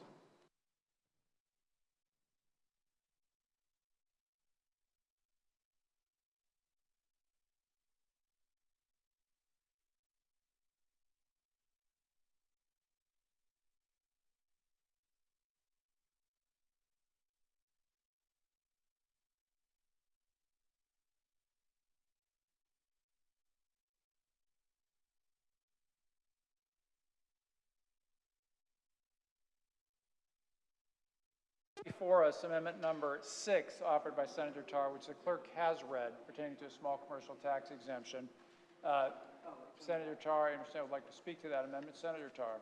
Thank you, Mr. President, and through you to the members. Mr. President, throughout this debate, we have been talking about economic development, economic growth, and we've been talking about the best ways to be able to achieve those things. And in the course of that, Mr. President, we have been talking about spending literally hundreds of millions of dollars to be able to achieve our goal. But the question is, are we doing the kinds of things that will make a difference in actually helping to grow the economy in the Commonwealth of Massachusetts? And here's the backdrop that comes up against. Mr. President, there was recently a report released by the Society of CPAs, and it had alarming conclusions in that report. Now, one of the things they asked, Mr. President, is, does Massachusetts' overall tax policy play a significant role in your client's consideration to move their domicile out of state? Very important question, right? Have we talked about tax policy at all in this debate yet? At all? And yet, what do we see when the clients of the accountants report what they're thinking? Here's the top line. You might have a hard time seeing that because no one said it is not a reason that they're thinking about. Tax policy is the primary reason, was what 60% of them said. And on top of that, tax policy is one of the reasons, was another 40%. Add them up, you get 100%. The tax policy of this Commonwealth is hurting our economic growth and poses a singular threat. And yet we've just had a debate all day about economic development and haven't discussed it once. Now, you might ask, where do we rank with regard to economic policy and user-friendliness for businesses? And it's interesting that CNBC recently released its report relative to the Commonwealth of Massachusetts and our rating.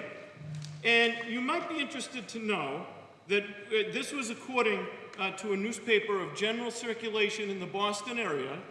Their indication and their headline is, Massachusetts ranked among worst states for business as Boston pushes for higher taxes.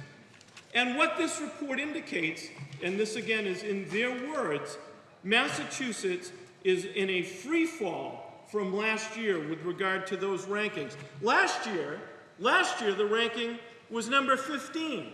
Anyone want to guess what it is this year? Right here. Number 38. 38. That's how far we've fallen because we have continued to fail to address the tax policy. So we spend all day debating spending hundreds of millions of dollars, billions of dollars, and yet what do folks care about? 100% of the folks leaving this state or considering leaving the state said it's tax policy. It's not whether or not the Senate approved billions of dollars in new spending. Now, in addition to that, you can see our ranking has fallen to 38%. And what are we resorting to? Well, we're resorting to using bonded indebtedness. Bonded indebtedness. There's not a dollar in this bill that does not rely on borrowing on the part of the Commonwealth to achieve its objectives. Well, let's take a look at what's happening with that. This chart indicates debt per capita by state in 2021. And debt per capita by state, Massachusetts is number 2. So we have a situation where folks get asked what are they thinking about with regard to economic development. They say tax policy. We resort to bonded indebtedness, and we're number 2 in the entire country in terms of bonded indebtedness per capita. Where are we headed? Where are we headed in terms of the sustainability of this economy if our bonded indebtedness is going to continue to grow, our debt service is going to continue to grow, and then we have to think about what we do with the tax picture. We're not going to be able to reduce taxes if we keep doing this, and 100% of the people that are thinking about leaving are saying their concern is our tax policy, not whether the Massachusetts Senate or the legislature or state government spends billions of dollars in bonded indebtedness on economic development. And so, Mr. President, the amendment before us now would actually try to respond to the priorities that folks are telling us are important to their decision about remaining in Massachusetts, about investing in Massachusetts, and about growing in Massachusetts. So the first thing that this amendment does, and there are several parts to it, is create a small commercial tax exemption so that municipalities at local option could provide properties with multiple commercial occupants a local property tax exemption if at least 50% of the occupants are eligible businesses. That's what's important to small businesses, and we've talked a lot in this debate about the importance of small business. Second, rolling stock. We continue to mistreat the taxation of rolling stock on the part of transportation companies, both truck and rail. And this, Mr. President, amendment, it's one that we've seen before, would exempt the initial purchase from the sales tax, but ensures that vehicles are subject to a different tax when used within the state. So we give them incentive to buy the rolling stock, and then for the years that that rolling stock is in use in Massachusetts, we gain more tax revenue, upwards of $16 million. Let's talk about the estate tax. One of the reasons we know people are out migrating from the Commonwealth of Massachusetts is that the estate tax is an outlier in this entire country. And so this amendment would raise the threshold from $2 million, where thankfully we had raised it to not that long ago, to $5 million over the course of 3 years. And lastly, Mr. President, we want to spend a lot of time talking about investment, and we want to encourage investment, and we should be talking about that. This amendment would increase the investment tax credit from 1% to 3%, because there are two different categories, and from 3% to 5% for a period of 5 years. Let's just try it. Let's just consider giving folks a credit for investing in the equipment that's going to put people to work. These are the things that drive economic development. And I'm not saying we shouldn't spend money on economic development. Many of the things that are in this bill we support in Minority Crescent, but we should not leave this debate, without addressing some of the primary things that folks care about. And we cannot afford to have this debate and not remind ourselves that people are leaving the Commonwealth of Massachusetts, and they are taking with them the income that they would invest in what we're doing. And here's just a couple of charts on this, and I won't dwell on this forever, but one more. Fiscal migration data from the IRS in 2022. How much left the Commonwealth of Massachusetts? $3.9 billion. $3.9 billion left the Commonwealth of Massachusetts. And what are we doing? We're proposing borrowing more, and we're already the second highest rate of indebtedness per capita in the entire United States. And we're not saying erase everything else in the bill. We're saying let's do some things that will directly address this outmigration. And this chart indicates in an even more dramatic way the inflow and outflow by tax year. Look at what is happening to the outflow of adjusted gross income in the Commonwealth of Massachusetts. This amendment responds to these things. It's consistent with the goal of economic development. It is financially responsible.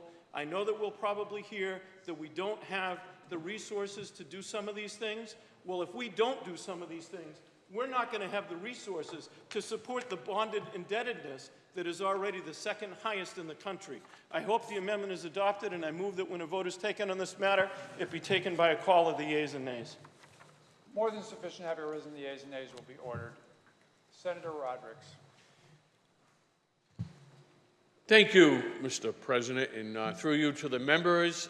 This is the first time I get to rise today to speak on a particular amendment. I want to thank all of you for your participation and your cooperation and all of your efforts in today's bill, an economic development bond bill that is really a great piece of legislation that's going to benefit the Commonwealth of Massachusetts for years to come.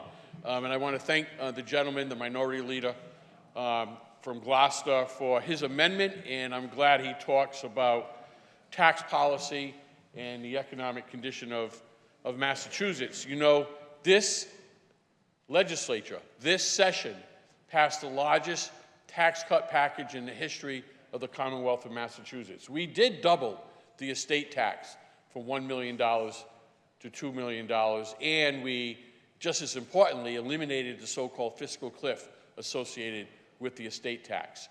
We have taken lots of measures to focus on the affordability and the competitiveness of the Commonwealth of Massachusetts, so much so that just this year, our bond rating agencies, for the first time in many years, increased the bond rating in the Commonwealth of Massachusetts to AA+, just about the highest bond rating that one can receive. We are very happy that we have, through our fiscal discipline, ensured that we have the largest balance in our rainy day fund, so-called stabilization fund, in the history of the Commonwealth of Massachusetts. So we are well positioned to afford the bonding that we are authorizing in this bill. And keep in mind, just because we authorize the bonding doesn't mean it's actually going to get spent. Because we have a control measure in our budget. Every year, we all vote on a number for debt service. The number for debt service dictates just how much money we can borrow every year, and we ensure that it falls within the budgets that we pass that are balanced and responsible. Colleagues, I hope that you join me in voting no on this amendment. Clerk will call the roll.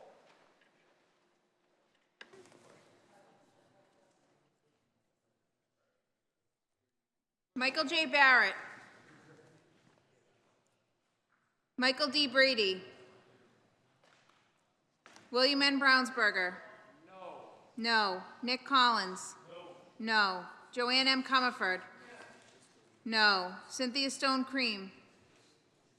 Brendan P. Crichton. John J. Cronin. No. Julian Sear. No. Sal N. D. Domenico. No. Peter J. Durant. Yes. Lydia Edwards. James B. Eldridge. No. Ryan C. Fatman. Yes. Paul R. Feeney. No. Barry R. Feingold. No. Cindy F. Friedman. Adam Gomez. No. Patricia D. Jalen. John F. Keenan. No. Edward J. Kennedy. Robin K. Kennedy. No. Jason M. Lewis.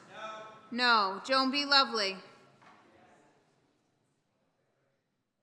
Paul W. Mark. Liz Miranda. No. Mark C. Montigny. Michael O. Moore. Susan L. Moran. No. Patrick M. O'Connor. Yes. Jacob R. Oliveira. Mark R. Pacheco. No. Pavel Payano. No. Rebecca L. Rausch. No. Michael J. Rodericks. No. Michael F. Rush. Bruce E. Tarr. Yes. Walter F. Timilty. Yes. John C. Velas.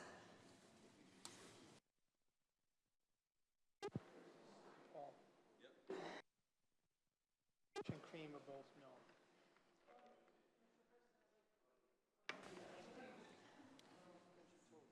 Cindy F. Friedman votes no. Pursuant to Rule 57D, the court officer will ascertain the votes of several members and record them.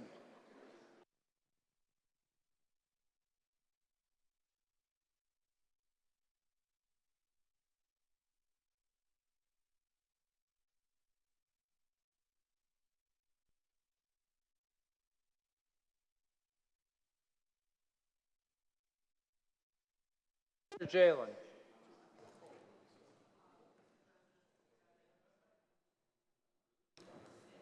Patricia D. Jalen. No.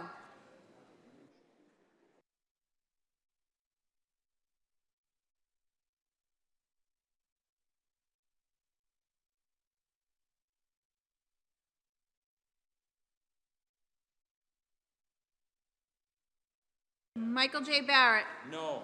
No. Cynthia Stone Cream. No. No. Brendan P. Crichton. No. No. Lydia Edwards. No. No.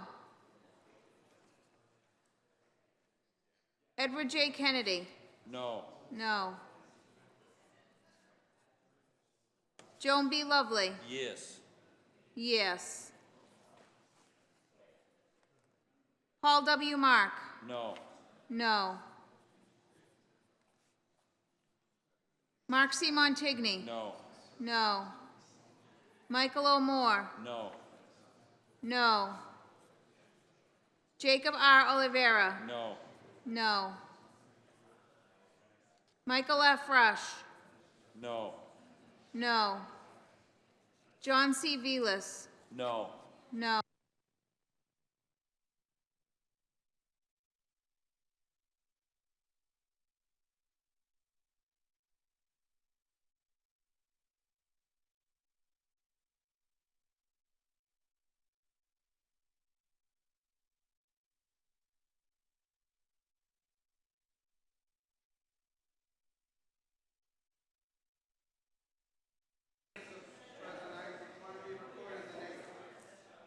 Michael D. Brady votes no.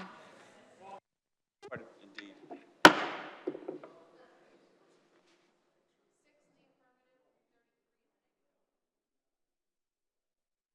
6 in the affirmative, 33 in the negative.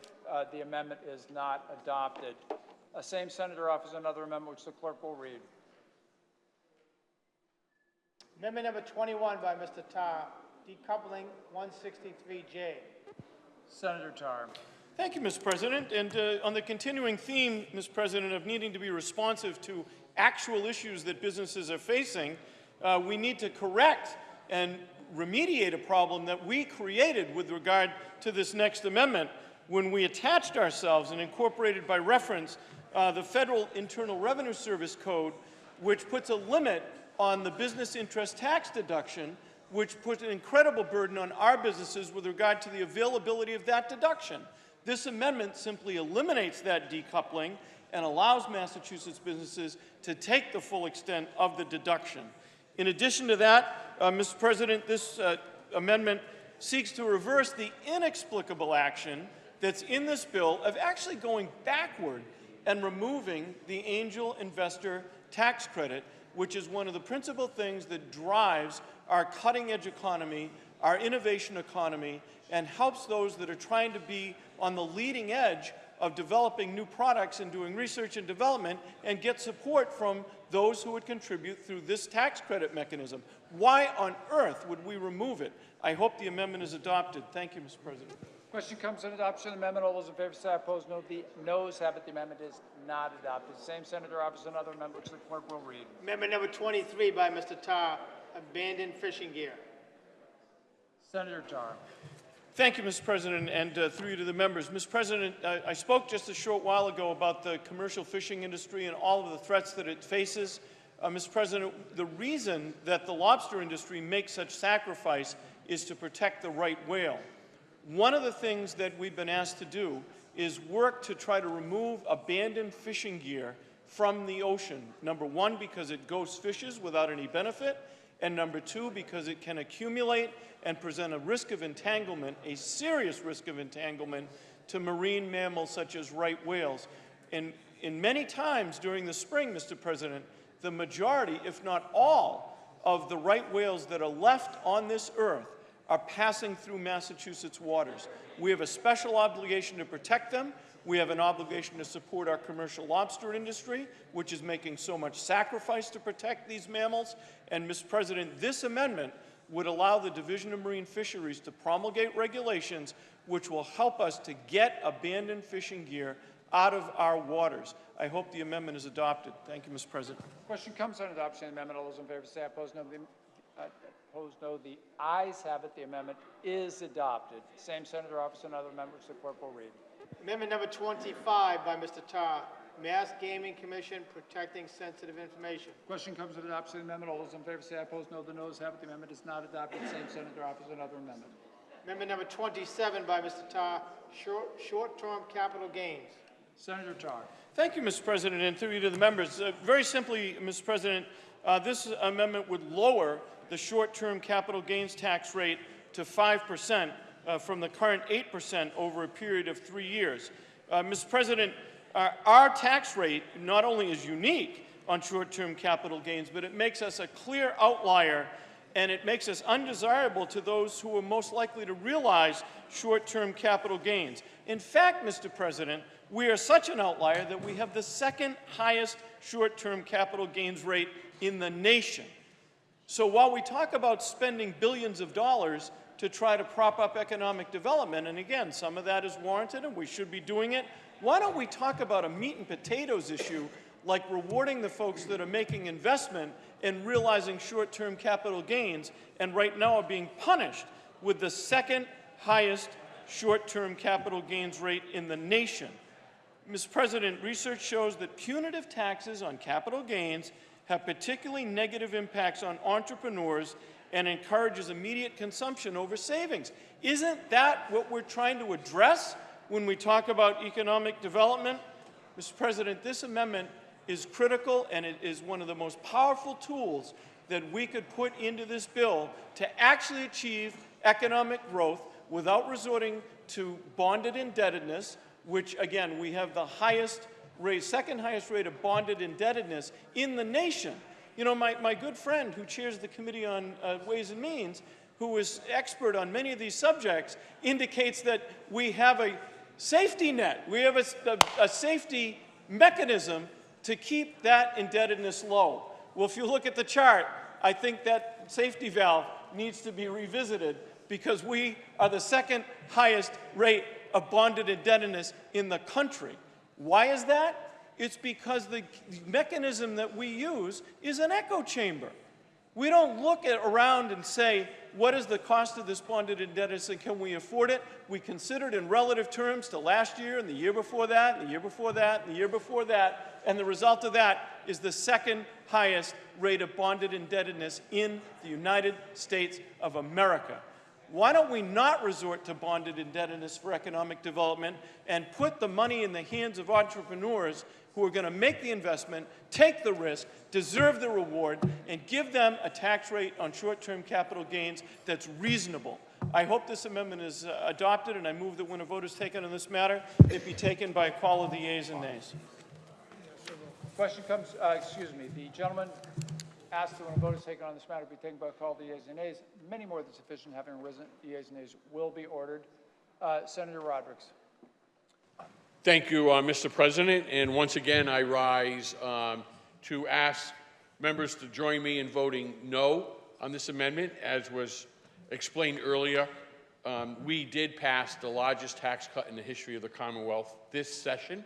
Included in that tax cut was a reduction in short-term capital gains, and we would like to leave our tax policy the way it is. As a result of that historic tax cut that we passed earlier this session, and I ask you to please join me in voting no.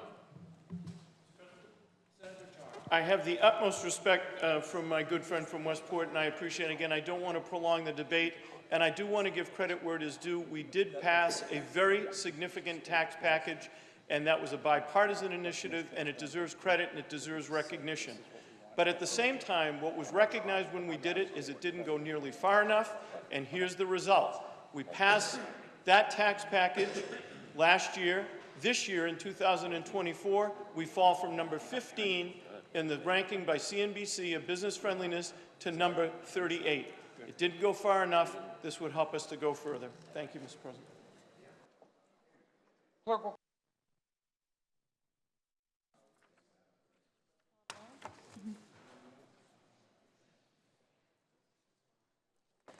Michael J. Barrett.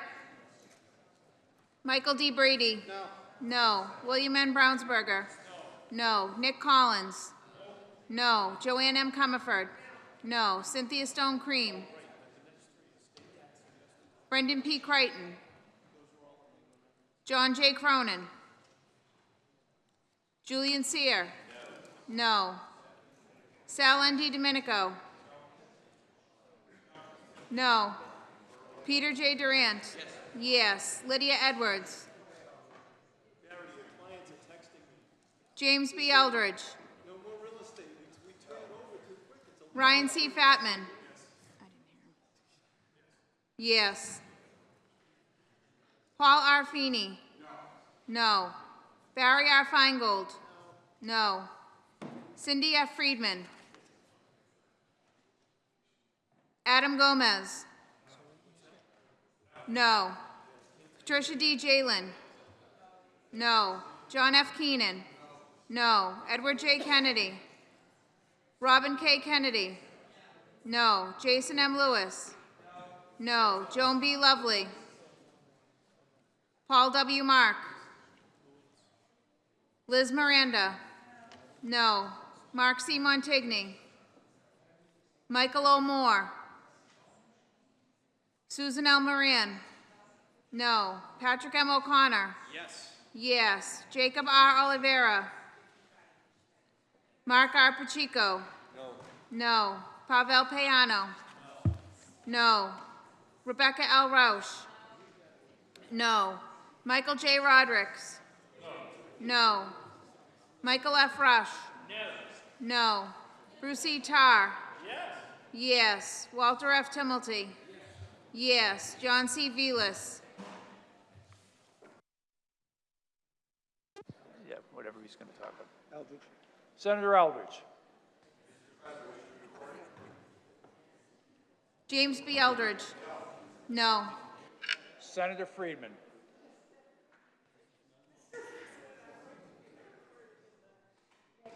Cindy F. Friedman votes no. Senator Fatman. He's also.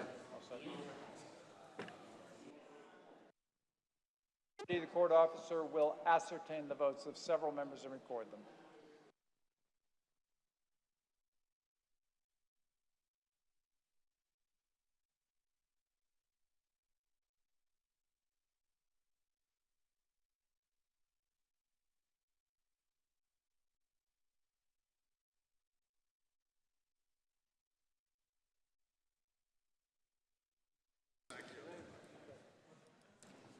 Michael J. Barrett. No. No. Cynthia Stone Cream. No. No. Brendan P. Crichton. No. No. John J. Cronin. No. No. Lydia Edwards. No. No. Edward J. Kennedy. No. No. Joan B. Lovely. No. No. Paul W. Mark. No. No. Mark C. Montigny. No. No. Michael O. Moore. No. No. Jacob R. Oliveira. No. No. John C. Velas. No. No.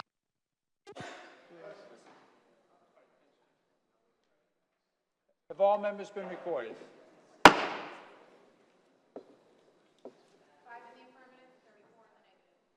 5 members have voted in the affirmative, 34 in the negative. The amendment is not adopted. Senator Tarr offers an amendment which the clerk will read. Amendment number 28 by Mr. Tarr, estate tax. Question comes on adoption of the amendment. All those in favor say aye. Senator Tarr. Thank you, Mr. President. Mr. President, I move that amendments number 28, 29, 30, 31 be withdrawn. Without objection, amendments number 28, 29, 30, and 31 are withdrawn. Senator Tarr offers amendment number 51, which the clerk will read.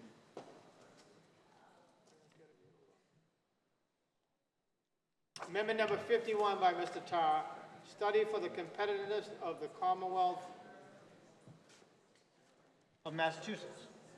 Senator Tarr. Thank you, Mr. President, and through you to the members. Mr. President, it's clear that we need a bit of a reality check, and this particular amendment would require the Executive Office of Economic Development to assess our competitiveness, looking at a number of different factors and incorporating the perspectives of a number of different stakeholders. It's clearly what we need. I hope the amendment is adopted.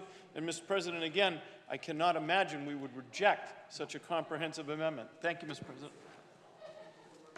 Question comes on adoption of the amendment. All those in favor say aye. Opposed, no. The ayes have it. The amendment is not adopted. Same senator offers another amendment which the clerk will read. Amendment number 59 by Mr. Tar, Life Sciences Fund. Question comes on adoption of the amendment. All those in favor say aye. Opposed, no. The ayes have it. The amendment is not adopted. Same senator offers another amendment which the clerk will read. Amendment number 63 by Mr. Tar, Rolling Stock. Question comes on adoption of the amendment. All those in favor say aye. Opposed, no. The ayes have it. The amendment is not adopted. Same senator offers another amendment. Amendment number 64 by Mr. Tar, Rolling Stock with Rail Cars. Question comes on adoption of the amendment. All those in favor say aye. Opposed, no. The ayes have it. The amendment is not adopted. Same senator offers another amendment.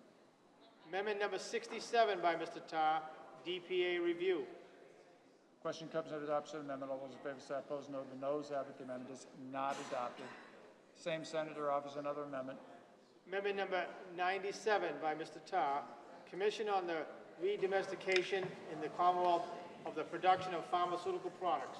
Thank you, Mr. President. Senator Tar. Sorry, Mr. President, I got ahead of you. Mr. President, one of the areas that we have a very strong hand to play in the Commonwealth is in the development of pharmaceuticals. We have institutions, organizations, public and private, in this Commonwealth that do groundbreaking research and deliver drugs and therapies that literally save lives and cure disease. But, Mr. President, too often when those things are developed here, they then become manufactured offshore. And, Mr. President, oftentimes when they are manufactured offshore, number one, we lose the economic benefit of the commercialization of what is invented here, and number two, there can be serious issues of quality control and efficacy of the things that are produced in places that may not have the same sense of quality control that we do. In fact, I remember not that long ago on this Senate floor hearing a story from my good friend from Taunton relative to some pharmaceuticals that were manufactured offshore that could have had a very negative consequence. And I cannot forget the example that he cited.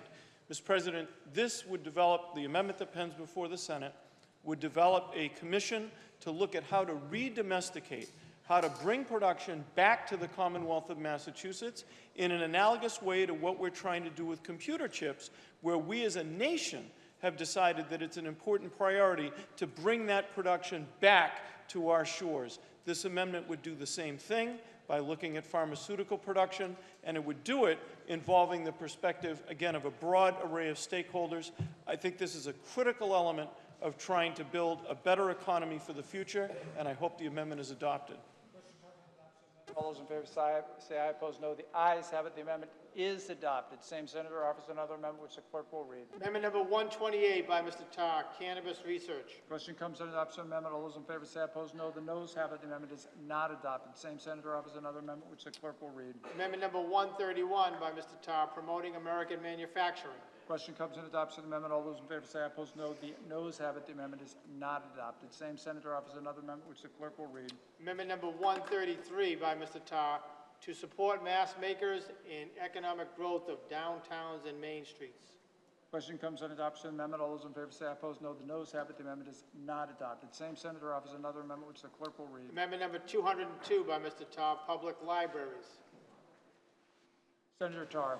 Thank you, Mr. President, and through you to the members. Mr. President, there is contained within this economic development bill, as amended, a grant program to assist our public libraries, which are critical to our economic development because they provide a resource for folks that is applicable to their own personal economic growth and the growth of the economy in so many ways.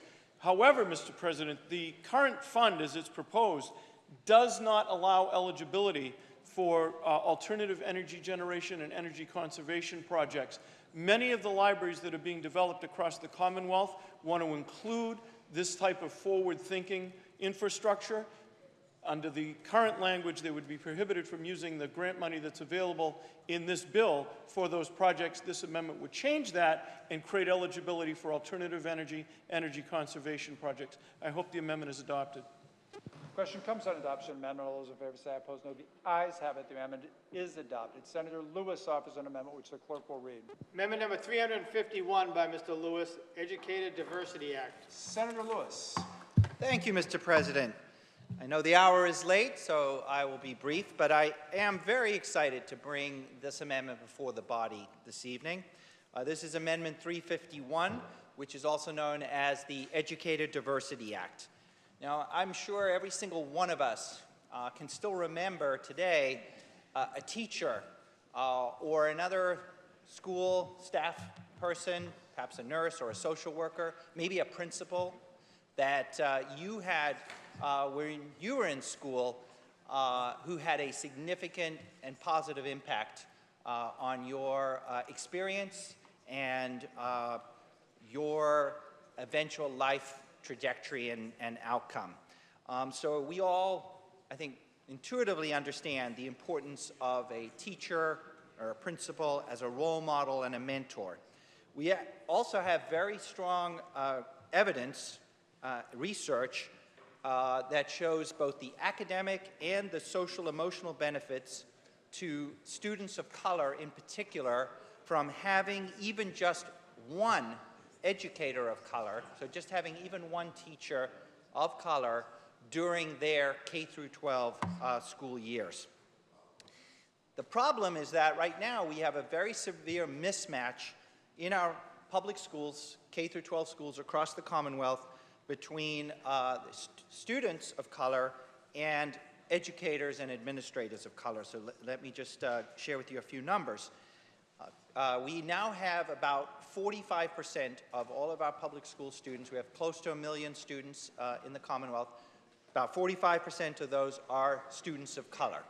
So that percentage has increased very significantly over the last several decades, and it is projected to be more than 50% of our students within a few years.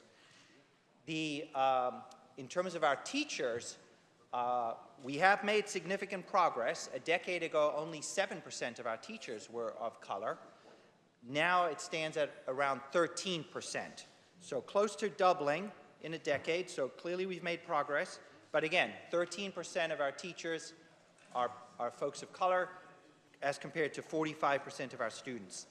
And in terms of administrators like principals and superintendents, right now we've also made progress in that area in diversifying the workforce, but it's still less than 15%.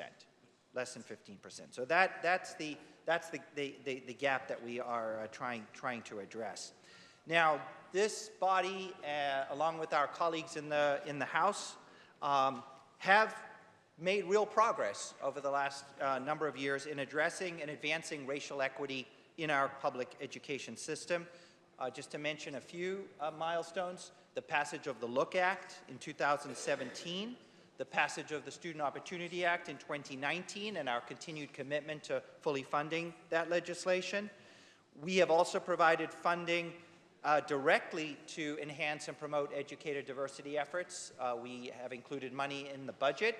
We also included some American Rescue Plan Act funds specifically for this purpose, and those have been put to good use through the Department of Education and the work of our school districts. And then the Department of Education has themselves launched and expanded a whole variety of programs, again, to support districts in their efforts to increase diversity. And many of our local school districts have also made this issue a priority and have been doing very good work. But we've got a long way still to go if we are to reach the goal that's been set. So the Department of Education has set a goal publicly of reaching 25% of our public school teachers being people of color by the year 2030. So again, if our goal is to get to at least 25%, we're only at about 13% today. That's a lot of progress. We need to make a lot of teachers that we need to be hiring, training, and retaining in our public schools over the next few years. There are no simple solutions to address this issue. We need to look at the entire pipeline and continuum all the way from recruitment to retention. We need to support and encourage more students of color to go into the teaching profession, to see the teaching profession as a viable and attractive career path. We need to ensure that teacher licensing and certification does not disproportionately deter or harm people of color, especially those for whom English is not their native language. And we must ensure that cultural and linguistic diversity is a priority across our public school districts and that they are being intentional in their DEI efforts. This amendment before us this evening, again known as the Educator Diversity Act, will significantly advance these goals. It includes a variety of different strategies. I'll just mention them quickly. First of all, DESE is charged with creating an educator diversity data dashboard, which will include statewide diversity goals and public reporting of our progress toward meeting these goals. DESE will also be required to establish guidelines and best practices for school districts to increase their staff diversity and to provide professional development for educators and administrators in culturally responsive and linguistically sustaining pedagogy and practices. In turn, our school districts will need to include diversity goals as part of their plans that they already create and update, and report publicly on their progress in meeting their goals. They will also need to implement diversity and implicit bias training. Teacher preparation programs will be required as a condition of their licensure to implement plans to increase racial, ethnic, and linguistic diversity in their teacher candidates. The legislation will also establish alternative and new pathways for teacher licensure and certification. Currently, prospective candidates to become teachers in our public schools have to pass a number of different exams known as the MTELs. And this legislation, building off some pilots that DESE has already been running very successfully for a number of years, will enable the department to create some alternative pathways which will ensure that candidates from different and diverse backgrounds will be able to become licensed and work in our schools, and will ensure that at the same time we're not doing anything to lower the high standards that we expect for folks who are going to be teachers in our public schools. The legislation will also establish a pilot apprenticeship program, building off the success we've had with apprenticeship programs in a variety of other sectors. And in fact, the Department of Education is already well on their way to thinking about how to launch this program. And then lastly, the bill creates, or the amendment creates, an Educator Diversity Trust Fund, and also then a grant program which would be administered by DESE to, again, support diversity efforts across our schools and districts. I want to thank the work of a terrific coalition that's been advocating on this issue for many years. That coalition's been led by Latinos for Education. It also includes the Mass Teachers Association and AFT Mass and a number of other coalition partners, and very much appreciate their work. I also want to give a shout out to the Black and Latino Caucus in the legislature. This has been a priority for the caucus also for some time. And then I do want to recognize my colleagues in the House, Representative Denise Garlick and Representative Alice Peisch, both of whom have also spent a lot of time and effort working on this issue with us, and I appreciate their partnership. Mr. President, I hope the amendment will be adopted. Thank you. Question comes on adoption of the amendment. All those in favor say aye. Opposed, no. The ayes have. Oh, we haven't quite called it. Senator Gomez. Thank you, Mr. President. I rise in support of Amendment 351 offered by the gentleman from Winchester. The Educator Diversity Act. I too want to rise and just say that just a big shout outs to the coalition, Latinos for Education, MTA, the ATF, just to name a few. I also want to recognize that this has been a priority of the Black and Latino Caucus for quite some time, and we're just elated with and really thankful that the senator has filed the committee amendment. This is so very personal to our caucus, because as a person of color and the parents of and a parent of 3 children, I know how important it is for our children to have a diverse teacher workforce.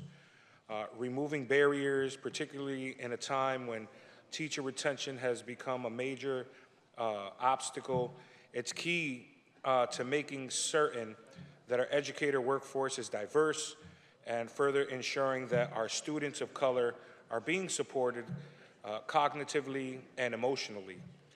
This amendment creates an alternative pathway for educators to receive state licensure outside of the traditional MTEL, the mass test for educators' licensure. Alternative pathways that we've heard are needed because the MTELs pose significant barriers for educators of color. Not only are there a few test locations offered for the MTEL, but the multi-part test can cost as high as $705 for candidates. Further, studies have shown that non-white candidates have far lower passing rates on the test when from their counterparts. Creating an alternative avenue for both regular public schools and vocational technical educators is a step in the right direction towards a more diverse educator workforce.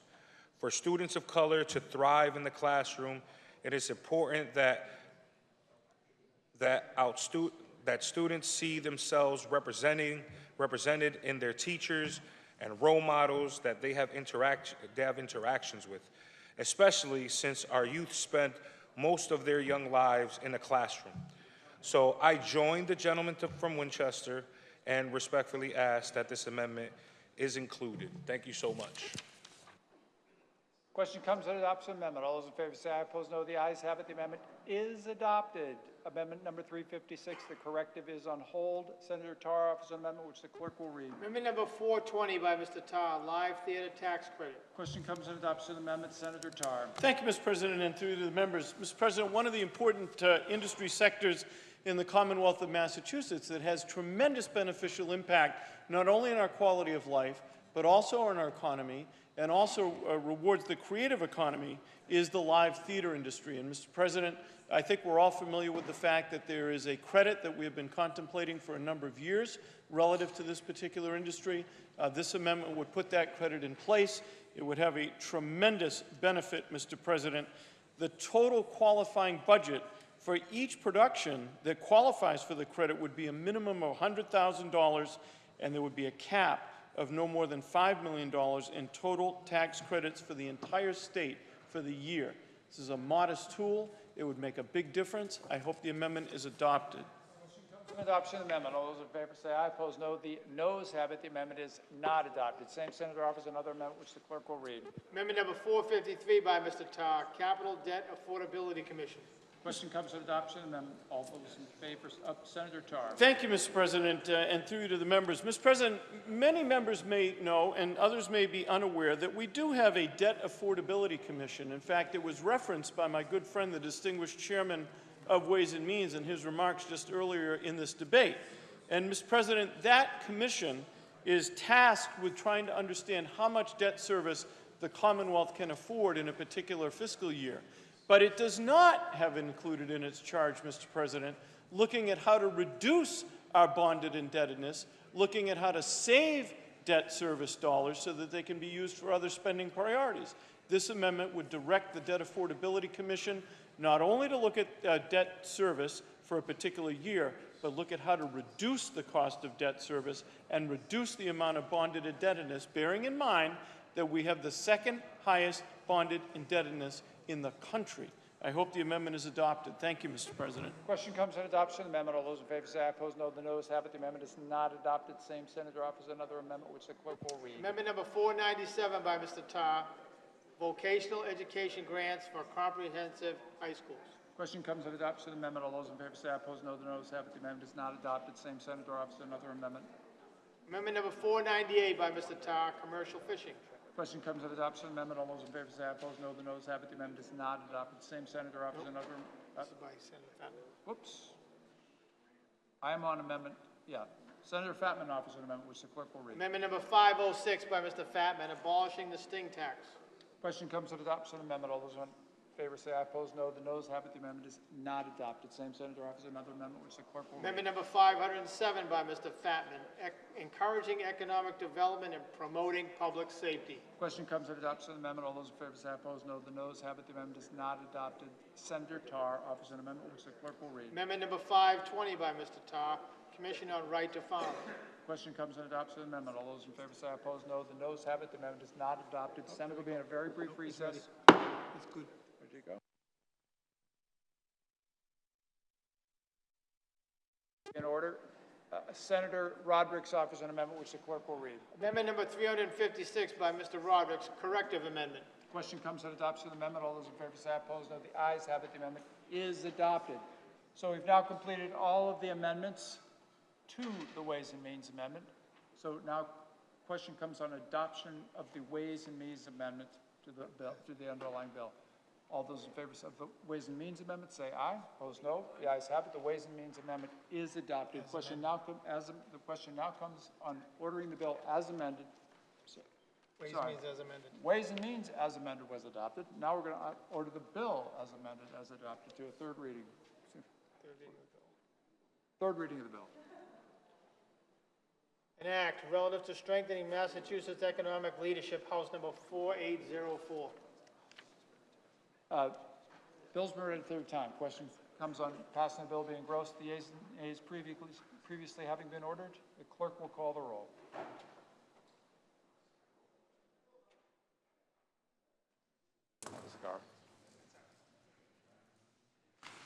Michael J. Barrett. Michael D. Brady. Yes. Yes. William N. Brownsberger. Yes. Yes. Nick Collins. Joanne M. Comerford. Yes. Cynthia Stone Cream. Brendan P. Crichton. John J. Cronin. Julian Sear. Yes. Sal N. D. Domenico. Yes. Peter J. Durant. Yes. Lydia Edwards. James B. Eldridge. Yes. Ryan C. Fatman. Paul R. Feeney. Yes. Barry R. Feingold. Yes. Cindy F. Friedman. Yes. Adam Gomez. Yes. Patricia D. Jalen. Yes. John F. Keenan. Yes. Edward J. Kennedy. Robin K. Kennedy. Yes. Jason M. Lewis. Yes. Joan B. Lovely. Paul W. Mark. Liz Miranda. Yes. Mark C. Montigny. Michael O. Moore. Susan L. Moran. Yes. Patrick M. O'Connor. Jacob R. Oliveira. Mark R. Pacheco. Yes. Yes. Pavel Payano. Yes. Rebecca L. Roush. Yes. Michael J. Rodricks. Yes. Michael F. Rush.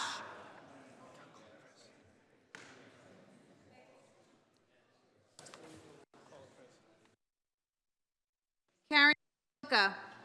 Yes. Bruce E. Tarr. Yes. Walter F. Timmelty. Yes. John C. Velas.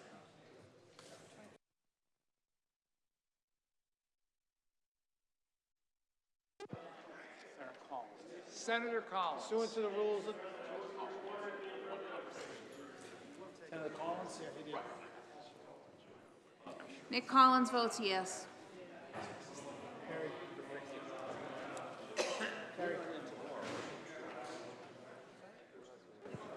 Pursuant to the rules adopted by the Senate, the chair will announce the votes of several members. Michael J. Barrett. Yes. Yes. Cynthia Stone Cream. Yes. Yes. Brendan P. Crichton. Yes. Yes. Lydia Edwards. Yes. Yes. Ryan C. Fatman. Yes. Yes.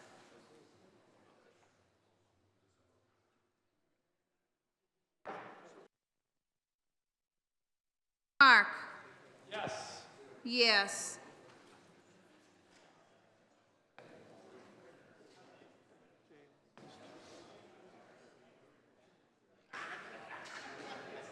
Michael F. Rush?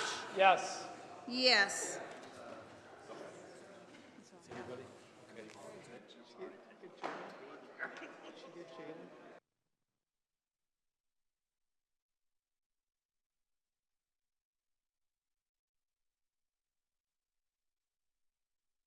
D, the court officer will ascertain the votes of several members and record them.